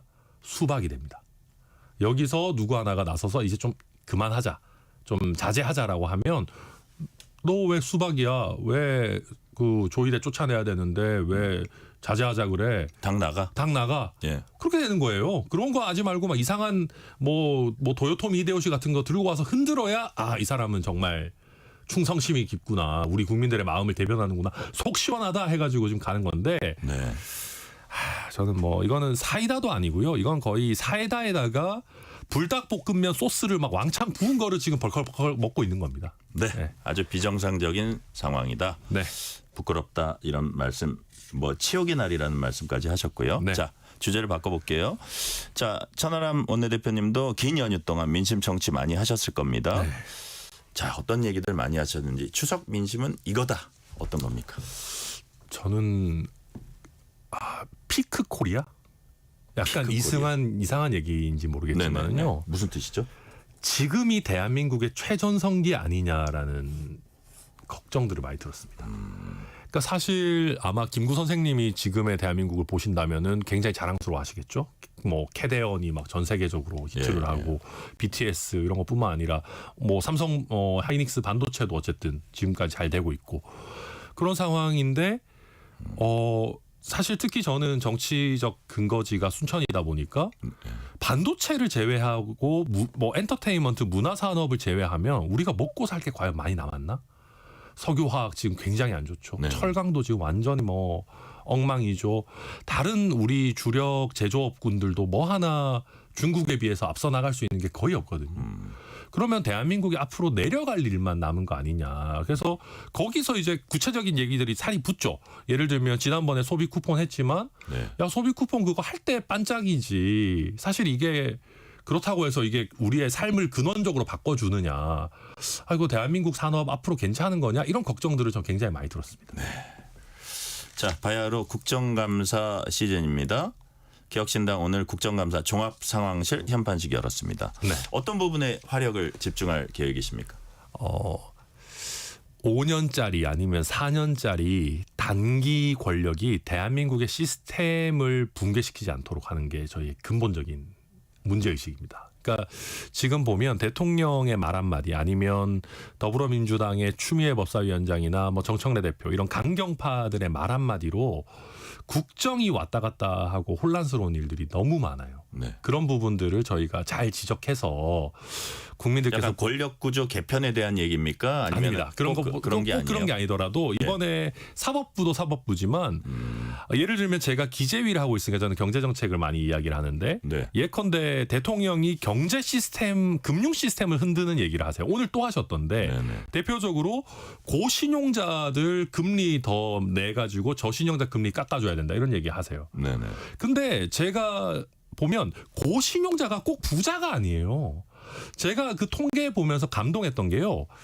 굉장히 어려운 연소득 2,100만 원 이하의 저소득층인데 고신용을 유지하고 있는 게 200만 명이 넘습니다. 네. 그럼 그렇게 어려운 환경 속에서도 열심히 빚 갚고 자기 약속을 지키려고 하는 분들이 대한민국을 지탱하고 있는 겁니다. 그런 와중에 금융의 기본 시스템을 붕괴시키면서 고신용이니까 이자 더 받아가지고 저신용자한테 줘? 이거 나경원 의원이 그런 비유했잖아요. 아니 내가 무사고 운전자인데 너 무사고 운전자라서 보험료 싸니까 저기 사고 많이 내는 그 보험료 많이 내는 운전자 거에 네 돈 보태줘 그러면 누가 그거 내겠어요? 그리고 제가 들여다보니까 무사고 운전자라고 해서 전부 비싼 차를 모는 게 아니에요. 저렴한 자동차 몰면서 아껴 타는 사람한테도 너 무사고니까 보험료 너 적게 내니까 저쪽에 더 보태줘. 말이 안 된다. 말이 안 되는 얘기죠. 그러니까 이런 금융 시스템을 대통령이 말 한마디 하고 그거를 더불어민주당의 원내대표가 받아가지고 무슨 정책적으로 추진하려고 하는 이런 것들이 비일비재합니다. 너무 많이 붕괴시키고 있어요. 대한민국을. 5169님이 불닭볶음면 비유 공감 한 표요. 이러고 공감 한 표 던져주셨습니다. 이런 걸 공감을 못 받는 국정이어야 되는데 걱정입니다. 예. 네네. 자, 천하람 의원님은 기재위 소속입니다. 아무래도 최대 이슈는 뭐 한미 관세 협상, 뭐 산업위에 해당되기도 하지만 기재위 당연히 해당되죠. 맞습니다. 한미 관세 협상, 대미 투자 협상 문제일 것 같은데, 자. 여당은 늘 이런 얘기를 합니다. 뭐 그 이전 여당도 그렇고요. 큰 대외적인 이슈엔 초당적 협력을 해야 된다. 야당이 발목 잡게 하지 말라. 그렇다면 지금 상황에서 한미 관세 협상의 경우에 최적 결과를 이제 우리나라가 이끌어내야 되는데 그러기 위해서 야당이 어떤 부분까지 지적을 하고 어디부터는 또 협력을 해야 된다. 맞습니다. 뭐 그런 지점이 있을까요? 저는 이제 미국의 옛날에 외교가 시스템적으로 잘 돌아갈 때 어떻게 하는 관행이 있었냐면요. 그 외교 미국 이제 국무부죠. 국무부랑 그 여야 원내대표들이 비공개로 모여가지고 중요한 외교 관련한 내용들을 상의하는 모임 같은 것들을 가졌었어요. 그러고 당연한 얘기지만 야당 원내대표도 나가가지고 그걸 떠들고 다니지 않고 본인 당의 전략이나 아니면 이런 거에 있어서 아주 비공개로 그걸 활용했었던 그런 잘 돌아가던 시절의 전례 같은 것들이 있었습니다. 그러면 저는 순서가 어떻게 돼야 되냐면 외교부하고 또 우리 뭐 대통령실, 기재부 이런 데서 야당의 수뇌부하고 비공개를 전제로 핵심적인 정보 교환은 일정 부분 해야 될 수 있습니다. 그래야 야당도 알지도 못하면서 이상한 걸로 비판하는 거를 좀 자제시킬 수 있어요. 네. 그럼 당내에서 그런 목소리가 나와도 원내대표가 내가 당신한테 공개할 수는 없지만 지금 이런 식으로 좀 진행이 되고 있고 비공개 필요성이 있으니 좀 자제하세요. 근데 지금은 야당 지도부에서 협력을 하고 싶어도 뭐 아무것도 모르니까 예를 들면 야당의 개별 의원들이 막 공격해요 정부를. 그걸 중단시킬 명분이 없어요. 그러니까 그래서 나름대로 아주 정교한 정보 교환과 협력이 필요하고요. 네네. 그다음에 솔직히 이런 거는 지금 상황에서 좀 과도한 희망이고요. 정부 여당한테 제가 부탁하고 싶은 건 딱 한 가지입니다. 과도한 설레발만 안 쳤으면 좋겠습니다. 일정 부분 이게 협상이니까 상대방도 있고 비공개하는 거 이해하거든요. 네네. 근데 만약에 설레발을 치게 되면 야당 입장에서 공격을 안 할 수가 없습니다. 대표적으로 이번에도 합의문이 필요 없을 네. 정도의 그 합의가 잘 됐다. 잘된 협상이었다. 네. 대통령께서 협상이 타결됐다. 이런 거는 대표적인 설레발이에요. 그래서 이런 것만 없었더라도 야당도 훨씬 더 네. 응원할 수 있지 않을까 생각합니다. 네. 주로 야당은 또 그 여당 같은 경우에는 윤석열 정권 3년 동안 경제가 망가졌다 이런 얘기를 이제 할 걸로 보이고 야당 같은 경우는 재정 집행의 적정성이라든지 국가 부채 문제 등 거론할 거로 보이는데 관련해서는 어떤 게 좀 문제라고 보세요? 그러니까 이거는 사실은 지금 저는 그 양쪽 주장 중간에 진리가 있다고 봅니다. 사실 네. 경제라는 게 지금 이재명 정부 출범한 지 뭐 4개월, 5개월 됐는데 4, 5개월 만에 모든 게 다 무너지고 그러지는 않겠죠. 네. 반대로 윤석열 정권 때 한 모든 게 잘못되지도 않았을 겁니다. 그런데 저는 여기서 좀 지적하고 싶은 거는 대통령께서 돈 쓰는 거를 너무 쉬운 일인 양 이야기하시면 안 돼요. 그러니까 그렇게 되면 일단 집행하는 공무원들 마인드가 달라집니다. 네. 아, 조금 더 써도 되겠지. 조금 더 방만하게 써도 되겠지. 그런데 투자하는 거 투자하고 쓸 땐 써야 되지만 아낄 때는 아껴야 된다는 메시지도 좀 나와야 되거든요. 네. 근데 지금 대통령 말씀만 들어보면 우리 뭐 돈이 아주 풍족한 것 같아 보여요. 그런데 대한민국 재정 여건이 그렇게 좋지가 않습니다. 그리고 앞으로 우리 지금 고령화도 굉장히 빠르고 또 앞으로 출산율도 지금 굉장히 낮기 때문에 네네. 프랑스 경우를 한번 보십시오. 우리가 복지라는 거는요. 한번 늘려놓으면 줄이는 게 거의 불가능합니다. 네네. 그래서 미래를 조금 보면서 지속 가능하게 가야 된다. 그렇게 생각합니다. 자, 내일 부동산 대책을 정부가 발표한다고 해요. 뭐 한 세 번째 대책 발표라고 하는데 이번에 과연 세제 부분 들어갈까 이런 것도 이제 여러 언론이 주목하고 있는데 네.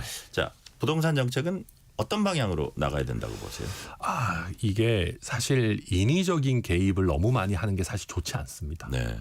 이게 똘똘한 한 채라고 해가지고 부동산을 여러 채 보유하고 있는 거를 거의 무슨 악마화하면서 네. 어마어마한 이 조세 부담을 거기에다가 던져놓으니까 어떻게 됐습니까? 이왕 한 채 살 거 서울에 산다가 됐지 않습니까? 네네.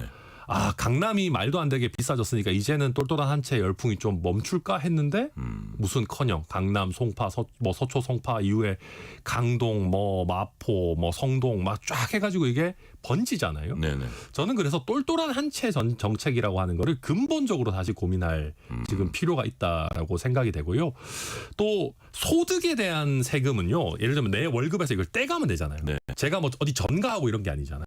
근데 자산에 대한 세금은 우리가 부동산에 그걸 매겨버리면 전월세로 전가가 돼요. 네네. 그러니까 이런 부분은 굉장히 신중하게 봐야 된다. 그래서 대통령이 후보 시절에 말씀하셨던 것처럼 세금으로 부동산 시장 잡으려는 생각은 함부로 해서는 안 된다. 네. 그런 말씀드립니다. 근데 정부에서 살살 고민은 하고 있는 것 같습니다. 엄청 하는 것 같아요. 네네. 네. 8144님이 이런 문자 주셨어요. 천하람 의원은 정쟁보다 민생. 그다음 느낌표 하나 있고요. 오랜만에 듣는 목소리 반갑습니다. 초심 유지, 강한 멘탈, 그럼 민심이 반응할 겁니다. 임전무태 느낌표 또 있습니다. 감사합니다. 예, 명심하겠습니다. 자, 그리고 천하람 의원님께서는 이재명 정부의 청와대 복귀 문제를 또 지적을 했어요. 국유재산심의위원회 거쳐야 된다 이런 뜻인가요? 네, 이게 사실은 또 내로남불 같은 겁니다. 이게 제 윤석열 정부를 옹호하자는 게 아니고 네. 윤석열 대통령 때 이제 청와대에서 용산으로 옮겼잖아요. 그때도 네. 우리가 막 너무 급하게 옮긴다 막 비판 많이 했습니다. 저도 뭐 비판도 하고 그랬는데 네. 그때 국유재산심의위원회를 거쳤어요. 어쨌든. 근데 관저를 옮길 때 처음에는 거쳤다가 뭐 참모총장 공간 간다 그랬다가 외교부 장관으로 다시 한번 옮겼는데 그때 안 거쳤거든요. 네. 그거 가지고 더불어민주당에서 난리를 쳤습니다. 왜 관저 다시 옮기는 거 안 거치냐 심의위원회. 네네. 그래서 막 그러면서 막 불법이다 막 하면서 국정감사에서도 막 지적하고 난리가 쳤었어요. 근데 그랬던 더불어민주당이 이제는 관저뿐만 아니라 집무실을 통으로 용산에서 청와대로 옮기는데 이거 심의위원회 하도 안 거쳤거든요. 그래요. 근데 아무도 지적을 못해요. 그리고 국민의힘도 윤 대통령이 하도 엉망이었으니까 뭐 이런 거 갖고 지적을 못해요. 그래서 그나마 지적할 수 있는 게 저니까 지적을 하는 거고 여기에 플러스 내로남불에다가 제가 지적하고 싶은 거는 그러면 용산에 지금 청사 있잖아요. 한남동에 관저 있잖아요. 네네. 이거 어떻게 할 거예요? 그 계획도 있어야 된다. 그 계획이 있어야 되잖아요. 그 계획도 없이 그냥 무작정 옮기는 거예요. 제가 이재명 정부를 보면서 가장 안타깝게 생각하는 거는 저는 이재명 대통령이 정치 경험도 있고 하니까 조금 체계적으로 하실 줄 알았어요. 근데 너무 막무가내로 준비 없이 하는 게 너무 많아요. 이것도 용산 청사 그냥 비워놓고 청와대 가잖아요. 제가 장담하는데 거기 비상계엄 일어난 불길한 곳이다 이래가지고 다른 부처들 안 들어올라 그럴 거예요. 그러면 그 금싸라기 땅에 그 엄청난 청사를 몇 년 동안 놀릴 겁니까? 네. 아니죠. 그런 대책이 있어야죠. 검찰청도 마찬가지입니다. 검찰청 해체한다.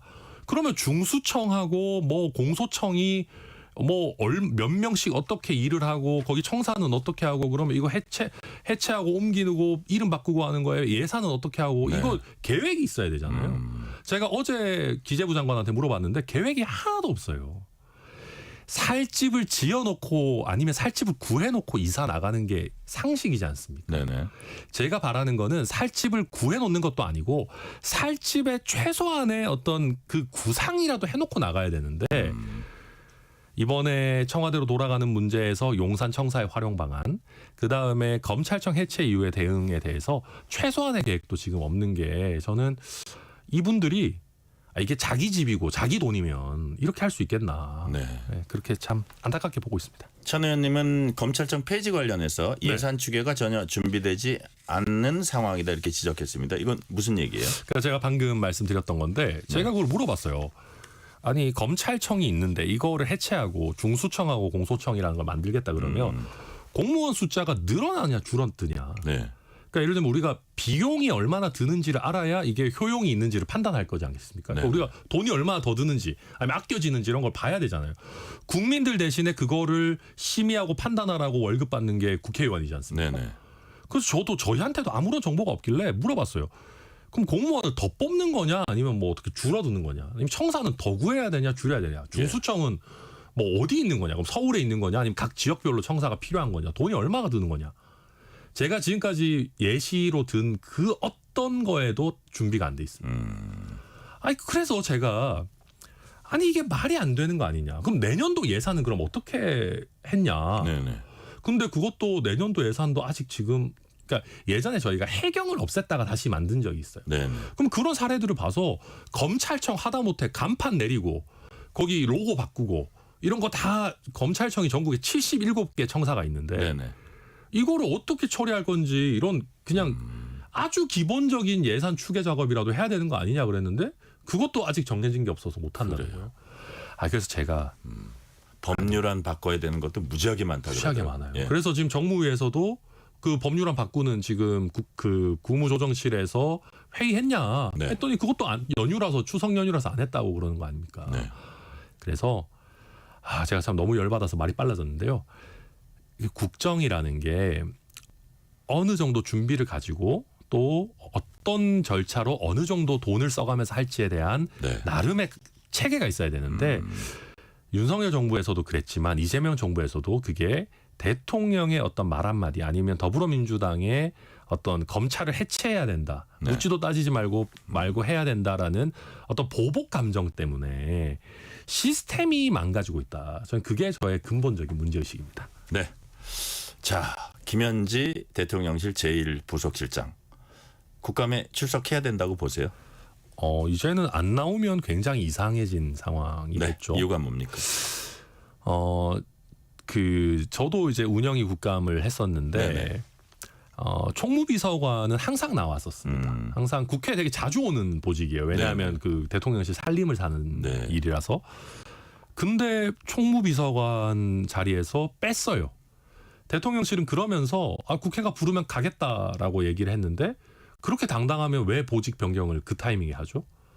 제1부속실장으로 바꿔놨지만 지금도 계속해서 오늘 뭐 여러 법사위에서도 그렇고 지금 뭐 다른 곳에서도 김현지 실장의 이재명 대통령의 과거 범죄 전력과의 연루 어떤 판결문에 관련한 내용들 네. 그다음에 지금 이재명 대통령 이화영 전 부지사죠. 네네. 법사위에서 이화영 전 부지사의 변호인을 사실상 김현지 실장이 직접 해임한 것 아니냐. 그 네. 연락을 직접 한 것 아니냐라는 예.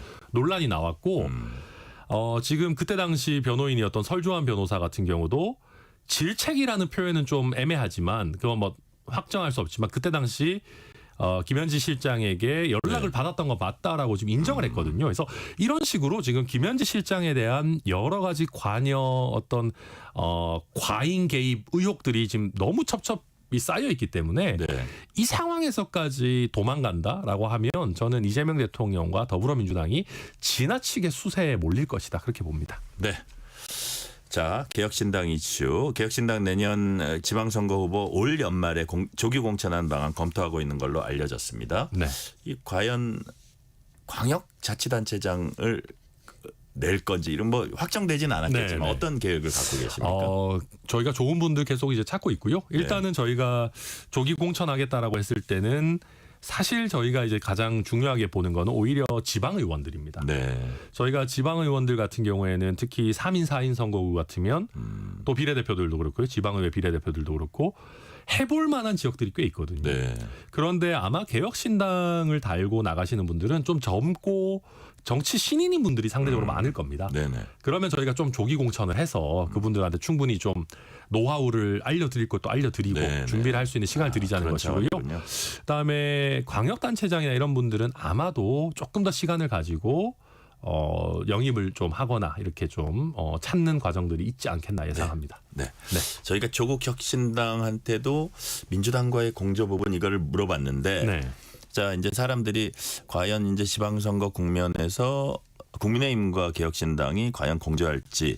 자, 천하람 의원님 방송에서 당대당 연대 검토하지 않고 있다 이런 발언을 하신 적이 있고 네. 그다음에 이준석 대표는 오세훈 시장과는 거의 한 팀이다 뭐 이런 발언을 또 한 적도 있고 해서 네네. 가능성이 열려 있긴 합니까? 요새 저도 그렇고 이준석 대표도 그렇고 네. 국민의힘의 방향성에 있어가지고 우려를 사실 여전히 많이 가지고 있습니다. 아마 특히 어떤 점에서요?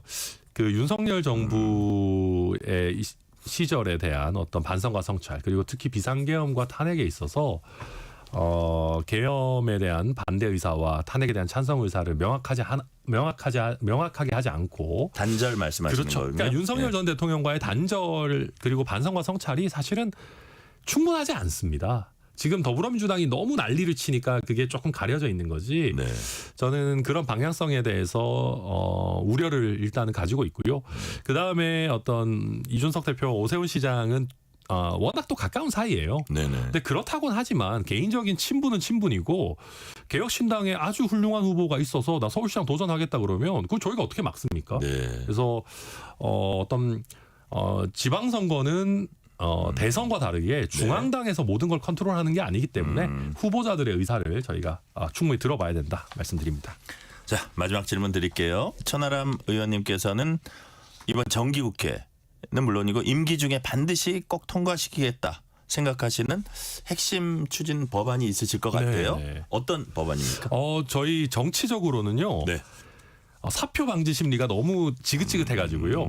결선 투표제 법안을 제가 원내 모든 정당의 동의를 받아서 내놓은 게 있습니다. 그래서 양당이 독점하는 게 아니라 정말 인물 경쟁력이 있으면 작은 당에서도 뭐 프랑스의 마크롱 대통령처럼 요즘은 좀 고전하고 있습니다만 어떤 신드롬을 일으킬 수 있도록 결선 투표제를 꼭 통과시키고 싶다라는 생각이 양당 구조의 고착화를 좀 깨나갈 수 있는 그런 거네요. 맞습니다. 그런 게 지금 정치에 우리 한국 정치에 꼭 필요하다고 보고 있고요.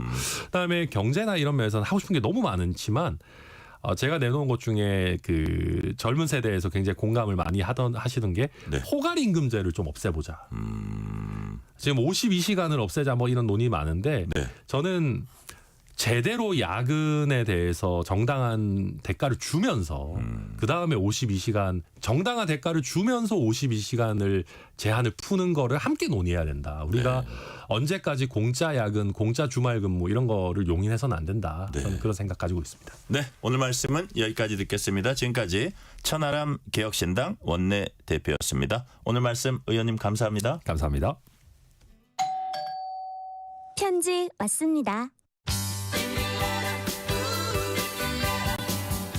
퇴근길 지친 당신에게 힘이 되는 뉴스를 전해드립니다. 매일 저녁 당신과 함께 읽는 세상 이야기. KBS 1라디오 뉴스레터 K.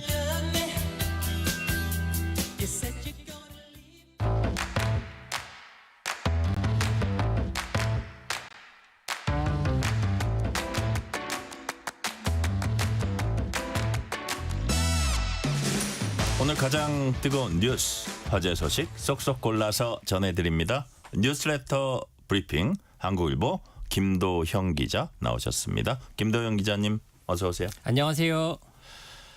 2000년대부터 인천국제공항 고속도로처럼 민간 자본으로 건설된 민자고속도로가 이제 많이 생겼잖아요. 근데 통행료를 낮게 유지하다 보니까 보조금으로 어마어마한 나랏돈이 쓰인다 이런 지적이 나왔죠? 예, 인천국제공항 고속도로가 우리나라 최초의 민자 고속도로거든요. 네. 2000년에 개통한 뒤에 이제 수도권 제1순환 고속도로나 대구 부산 고속도로 같은 민자 고속도로가 23곳이 생겼습니다. 네. 근데 문제는 민자 고속도로 통행료를 장기간 낮게 유지하다 보니까 보조금 규모가 빠르게 늘어났습니다. 네. 국회 국토교통위원회 소속 이현희 더불어민주당 의원이 국토교통부에서 받은 자료에 따르면 2002년부터 올해 9월까지 전국 23개 민자 고속도로에 총 5조 3,760억 원의 나랏돈이 투입이 됐다고 합니다.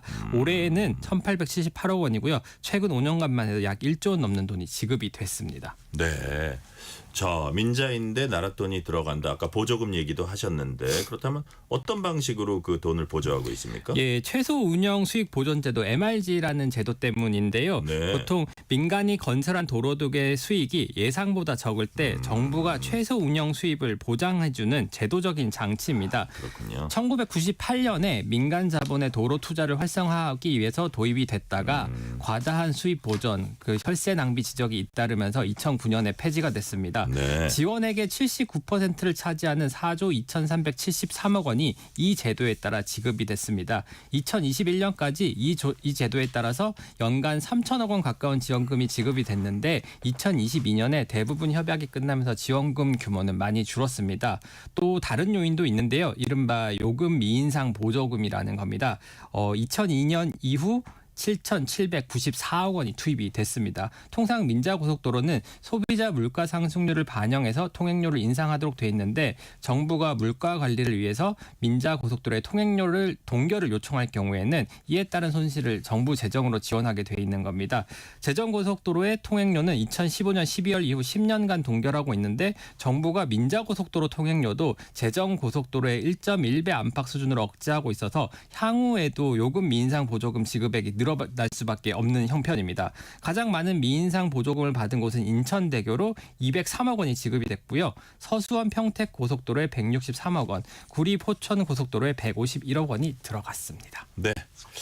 나랏돈이 이렇게 많이 들어가는데 이용하는 국민이 있고 또 그렇지 않은 국민이 있습니다. 이들 사이 어떤 형평성 문제 같은 거 제기될 수 있겠어요? 예, 그런 문제가 실제로 제기가 되고 있는데요. 네. 사실 23개 민자 고속도로가 대부분 대도시, 그중에서도 수도권에 집중이 돼 있거든요. 네. 영남권에 있는 4개 고속도로를 제외하면 대부분이 수도권이고 충청권과 수도권을 잇는 고속도로입니다.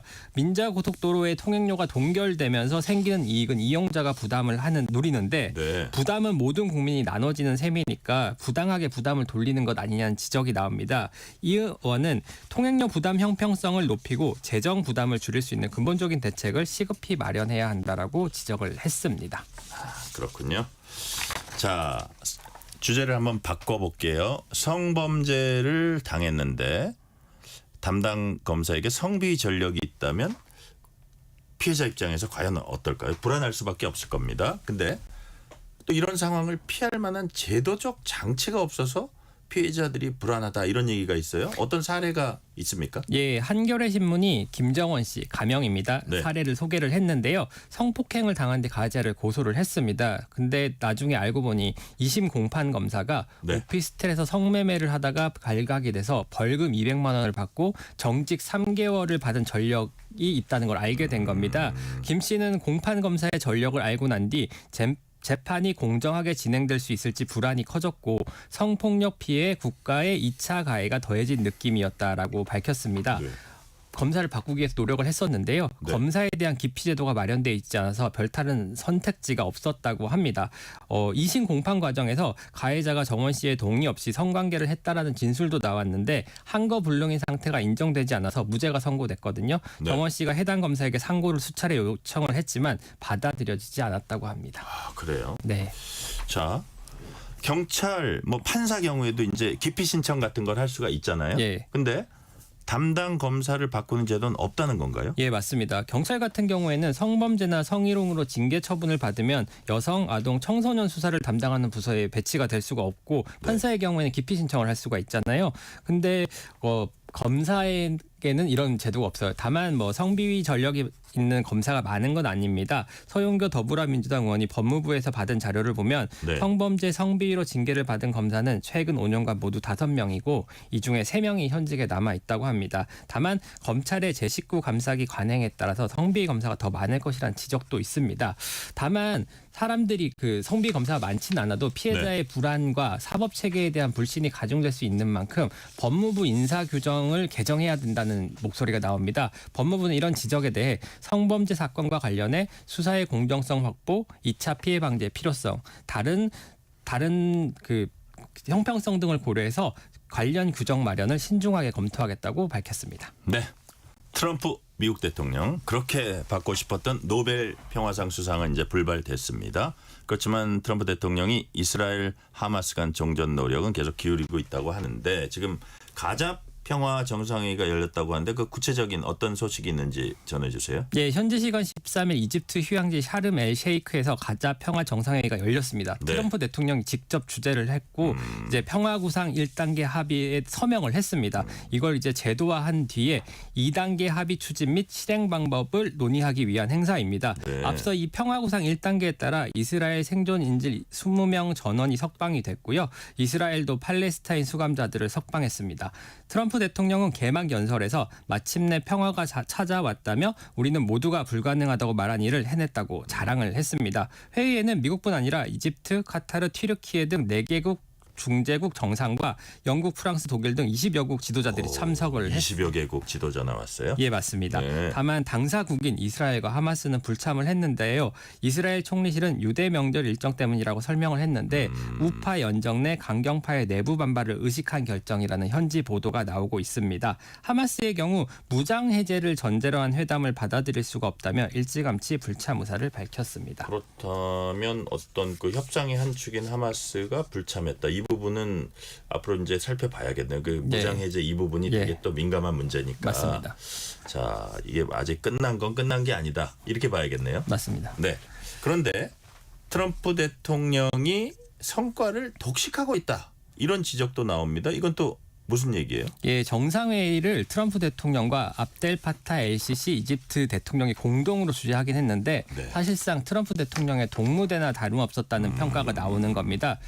수십여 명의 정상들이 트럼프 대통령이 연설을 하는 동안 뒤에 병풍처럼 줄을 섰고요.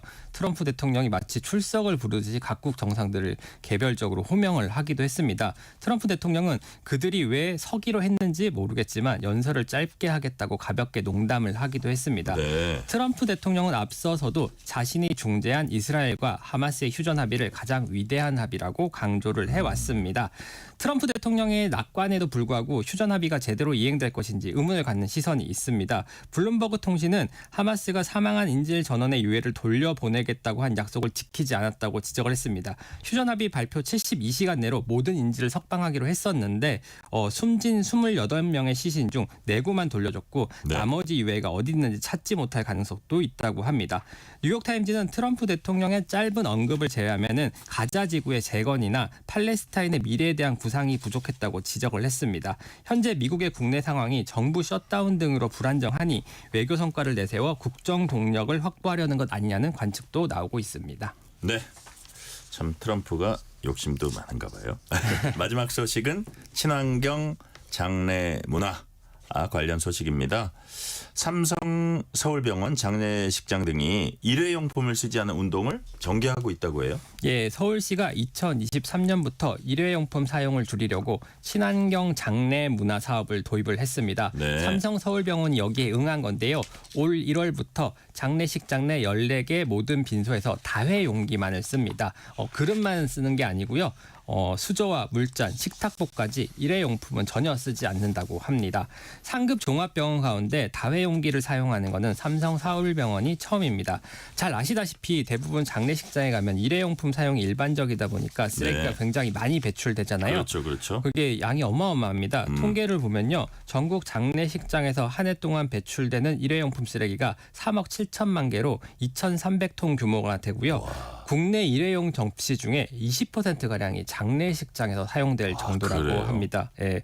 여기에 그 삼성 서울병원과 시립병원 3개가 동참을 한 결과 네네. 459톤 분량의 일회용 쓰레기를 줄일 수 있었다고 합니다. 다회용기라고 하면 약간 위생에 문제가 있느냐라고 좀 의심하실 수도 있잖아요. 그러니까요. 그런데 전문 업체가 수거해서 세척한 뒤 다시 공급을 하고 있고요. 위생에 신경 쓰기 위해서 서울시가 민간의 미생물 검사 기준치보다 10배나 더 높은 기준을 마련해 뒀다고 합니다. 위생을 확보했다 이런 얘기네요. 예, 맞습니다. 다만 민간 병원의 참여는 좀 더딘 편입니다. 다회용기를 모두 공급하는 것 자체가 일반 병원까지 아직까지는 펼쳐 늘어나고 있는 건 아니고요. 그러니까요. 현실적으로 좀 어렵다는 반응이 많습니다. 그래서 서울시가 내년부터 장례식장들이 자체 세척 시설을 갖출 수 있도록 필요한 예산을 지원할 방침입니다. 네, 오늘 말씀은 여기까지 듣겠습니다. 뉴스레터 브리핑 지금까지 한국일보 김도형 기자였습니다. 말씀 감사합니다. 감사합니다.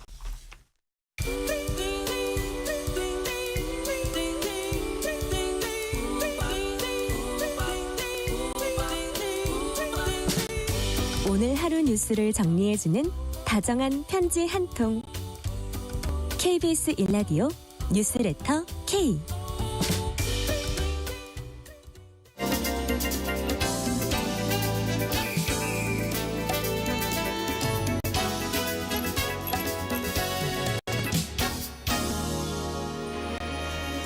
어렵고 헷갈리는 법 이야기 쉽고 명쾌하게 정해 드립니다. 손변이 정해 드림. 자, 저희가 이제 새로 만든 코너인데요. 앞으로 매주 화요일 손정혜 변호사와 함께 알차고 유익한 법 이야기 나눠보겠습니다. 손정혜 변호사님 어서 오세요.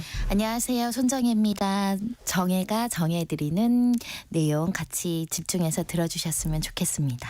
네, 손변이 정해드림 매주 화요일 뵙게 됩니다. 그렇다면 오늘 손정혜 변호사님이 처음으로 정한 주제, 정해준 주제 뭡니까? 네, 일단 아직도 끝나지 않은 계엄의 밤에 대해서 이야기를 하고 싶은데요. 네네. 새로운 소식이 전해졌습니다. 바로 그날 계엄 당일 저녁에 있었던 대통령실 CCTV 영상이 재판이 공개됨으로 인해서 공개가 됐는데요. 그랬군요. 3급 군사 기밀에 해당합니다. 그럼에도 국민들에게 알 권리 차원에서 공개됐고 또 많은 분들이 관심 있게 보고 있기 때문에 오늘 네. 주제 가져왔습니다. 그래요. 한덕수 전 총리 재판인데 자, 그간 한 전 총리는 계엄 계획 전혀 몰랐다. 계엄 문건도 사후에 양복 뒷주머니에 있는 걸 알았다 이런 말을 해왔는데 영상 내용하고 진술하고 이렇게 빗대보면 어떻게 좀 다른 점이 있었습니까? 네, 한 전 총리의 기억이 왜곡됐거나 잘못됐거나 또는 잘못 진술한 부분들이 확인이 되고 있는 상황이 아닐까 생각이 드는데요. 일단 제명은 내란 우두머리 방조 위증 허위 공문서 작성 및 행사죄로 지금 두 번째 이제 재판이 진행되고 있는 상황인데 이 재판 전 과정이 중계가 허용되다 보니까 CCTV 영상에 대한 증거 조상 영상도 공개가 됐습니다. 이 영상 속에서는 계엄 당일이죠. 지난해 12월 3일 오후 9시 10분으로 거슬러 올라간 영상이 모두 포함되어 있고 한 전 총리가 이 포함되어 있는 영상만 일부가 이제 발췌돼서 증거조사 과정에서 공개가 됐는데요. 일단은 비상계엄 선포 계획을 듣습니다. 그리고 집무실에서 대적견실에 나올 때 두 가지 문건을 손에 들고 있는 장면도 포착이 됐고요. 또 오후 9시 47분경에 이르면 다른 국무위원들과 함께 이 문건을 돌려 읽는 장면도 포함되어 있고 이 문건을 뒷주머니에 넣는 모습도 포착됐습니다. 그러다 보니 이 내용을 보지 못했고 나중에야 뒷주머니에 있는 것을 알았다라는 진술은 거짓 진술일 가능성이 매우 높아진 상황이고요.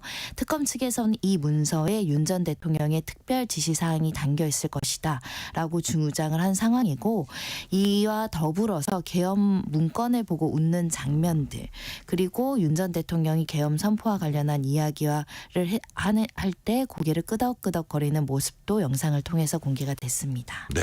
그렇다면 이제 손정혜 변호사님이 보시기에 이 CCTV 영상 속에 그러니까 지금 내란 우두머리 방조 혐의 받고 있는데 그 방조 혐의를 입증할 수 있는 장면이 담겨 있다고도 지금 볼 수 있는 여지가 있다 이렇게 보시는 거예요. 결정적 증거라고 보이는데요. 네. 일단은 그 공범으로 기소된 게 아니라 방조범으로 기소가 됐는데 그러니까 도움을 줬다, 용이하게 했다라는 죄입니다. 네. 결국 이렇게 위법한 비상계엄을 선포하는 데 있어서 이 국무회의를 거쳐서 국무회의 정족수를 채워서 국무회의라는 외관을 만들어주고 정당성을 부여하는 방식으로 도왔다. 그리고 국무위원들에 대한 정족수를 충족시키기 위해서 이제 국무위원들을 부르는 내용들이 이제 핵심적인 이 범죄 사실로 기재가 되어 있는데 네.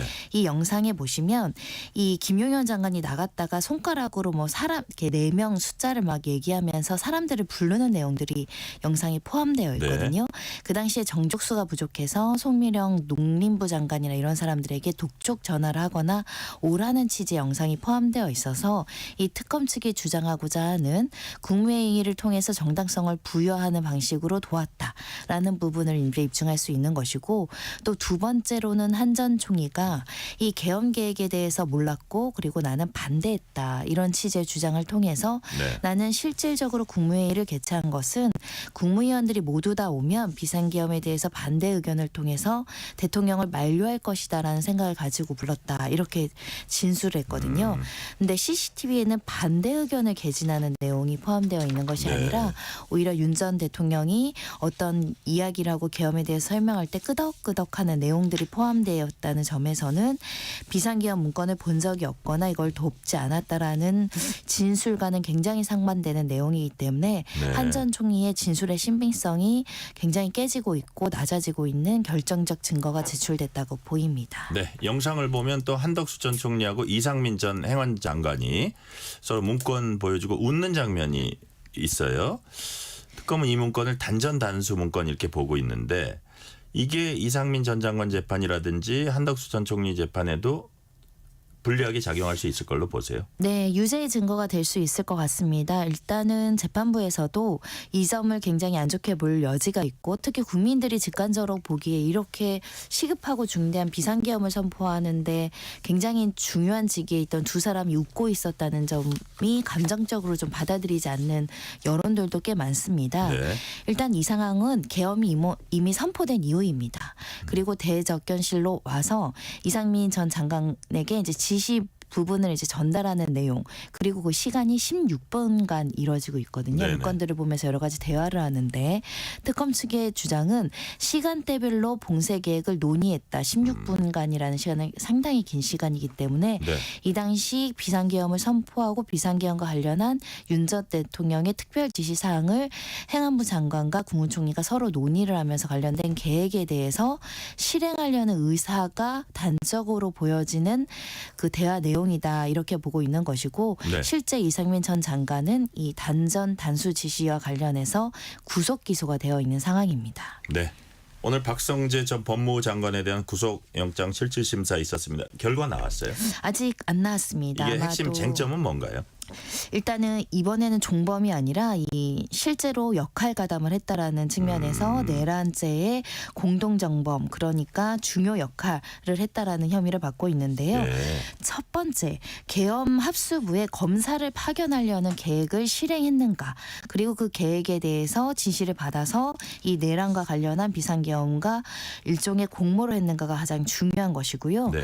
그리고 두 번째로 중요한 건 교정시설 그러니까 교도소 구치소에 수용 여력을 검토하고 이와 관련해서 챙기라는 실무자들의 지시를 했는가, 그 목적이 무엇이었는가가 가장 중요합니다.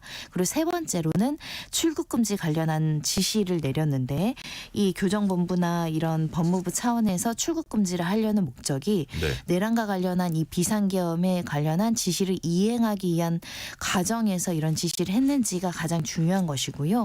현재 박성재 전 법무부 장관은 나는 통상적인 법무부 장관으로서 역할을 했을 뿐이다. 이렇게 이야기를 하고 있고 교정본부에 이제 수용 인력이나 이런 것들을 검토하라고 지시한 부분 문건도 나왔습니다. 한 3,600여 명 수용 가능하다라는 확인 문건도 이제 물증이 확인이 되는데 이거는 소요 상태나 폭동 상태가 발생할 우려가 있기 때문에 대비한 것이고 출입국 지시도 계엄 선포 이후에 공항이 혼잡할 것을 우려해서 출입국 관리 지시를 한 것이다. 이렇게 주장하고 있어서 통상적인 법무부 장관의 지시냐 아니면 비상계엄의 구체적 실행 계획 하에서 대통령으로부터 지시를 받고 실행했는가 이게 핵심입니다. 특검은 지금 이제 박 전 장관이 계엄을 방조한 걸 넘어서 가담했다 이렇게 이제 얘기하는 것 같은데 방조하고 가담하고는 또 어떻게 달라요? 방조는 보조자의 역할입니다. 보조 역할이라고 한다면 이렇게 실질적으로 중요 임무를 종사했다라는 건 이 비상계엄이 선포된다는 거 알고 이 비상계엄에 꼭 필요한 일을 같이 분담해서 했을 경우에 이제 성립이 되는 것이기 때문에 그냥 용이한 수준을 넘어서 실제로 이 관련한 체포 인력, 그러니까 그 정치인이나 누군가를 체포하려라는 계획이 있었다고 알려지고 있잖아요. 이 체포는 누가 담당하죠? 수사기관과 또 교정본부가 담당하는 구금 구속에 대해서 법무부 장관이 주요 역할을 가담했다라고 보는 상황이기 때문에 실제 이런 일련의 행위를 했는지가 중요하고 특히 국무회의 때도 최초로 도착한 인원이라는 점이 더 주목되고 있고 그 당시에 또 심우정 전 총장과 또 세 차례 통화를 하면서 수사와 관련한 인력들을 논의했을 것이다. 이런 부분들 그리고 대통령실 CCTV 관련해서 직접 메모하거나 문건을 보는 장면들이 포착된 점 이런 것들은 박성재 전 법무부 장관에게 불리한 정황으로 지금 확인되고 있습니다. 네. 자, 주제를 좀 바꿔볼게요. 김건희 특검의 양평고속도로 특혜 의혹 수사 과정에서 양평군청 공무원이 이제 사망을 했습니다. 그래서 강압 수사 논란이 이제 나왔는데 어떤 내용이 그 메모를 보면 뭐 회유, 강압, 지치고 힘들다 이런 내용 담겨져 있는데 구체적으로 어떤 내용이 있는지 또 메모가 증거 능력을 가지려면 이 자체만으로는 안 될 것 같은데 어떤 게 또 있어야 되는지 그 부분을 좀 설명해 주세요. 네, 일단 메모의 내용을 필적 감정을 통해서 돌아가신 분의 그 필적이 맞다라고 한다면 이 메모의 효력은 충분히 인정될 수 있고 신빙성도 높다 이렇게 말씀드릴 수 있습니다. 더군다나 돌아가시기 전에 작성한 문건 같은 경우는 보통 신빙성이 높다라고 평가할 요소가 있는데요. 일단 일부 언론을 통해서 내용 그대로가 지금 공개되고 있습니다. 내용을 말씀드리면 핵심은 회유와 강압으로 지치고 힘들다는 겁니다. 사실대로 말해도 계속 다그치고 답을 강요하였다. 이 수모와 멸시 진짜 싫다. 강압에 전혀 기억에도 없는 진술을 했다. 이런 취지의 내용이 있는 것으로 알려지고 있고요. 한마디로 수사 과정에서 반복적인 질문과 강요에 기초한 그 내용들이 이제 수사 과정 중에 문제가 됐다라는 것이 여기에 드러나고 있고 실제 이 메모를 작성한 이후에 알고 지낸 변호사를 통해서 이제 여러 차례 상담을 했던 것으로 알려지고 있어서 수사 과정에서 인권 침해가 없었는가, 진술을 강요하지 않았는가, 이 심리적인 압박을 통해서 허위 진술을 유도하려고 했던 것은 아닌가 이렇게 문제될 여지가 있고 실제로 박경호 변호인은 일단은 묻는 것도 묻고 협박하고 해요하고 거짓말한다고 모멸감을 주었다 이렇게 인터뷰를 하기도 했습니다. 네. 자.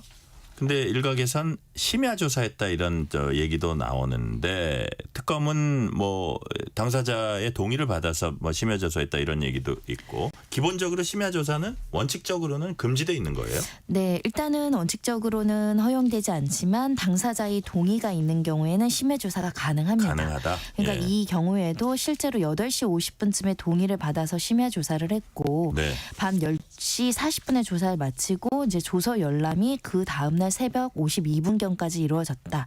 이렇게 특검이 밝히고 있는데 상당 부분 오래 수사한 것은 맞습니다. 네. 그런 측면에서는 그렇게까지 심야 조사의 긴급성과 필요성이 있었는가에 대한 의문이 좀 남는 것이고요. 절차상 동의를 받았다고 하더라도 그 동의도 진정한 동의이냐, 이 수사기관의 어떤 기세와 이런 압박적인 상황에서 네. 비진정 동의냐, 이것도 이제 확인을 해야 될 필요성이 있지 않을까 생각이 들고요. 이 중요한 것은 이 실제로 인권침해 조사가 있었고 강압적인 어떤 질문에 대한 강요가 있었는지 여부는 사실은 영상 녹화가 없는 상황에서는 수사기관과 당사자만 알 수 있는 거거든요. 네네. 특히 변호인이 입회하지 않았다면 이제 현재로서는 진실을 파악하기에 찬 남제다라고 말씀드릴 수 있는데 현재 일부 이 피의자 이 조서가 조작됐다라고 지금 직권남용으로 고발 사건이 접수가 됐거든요. 네.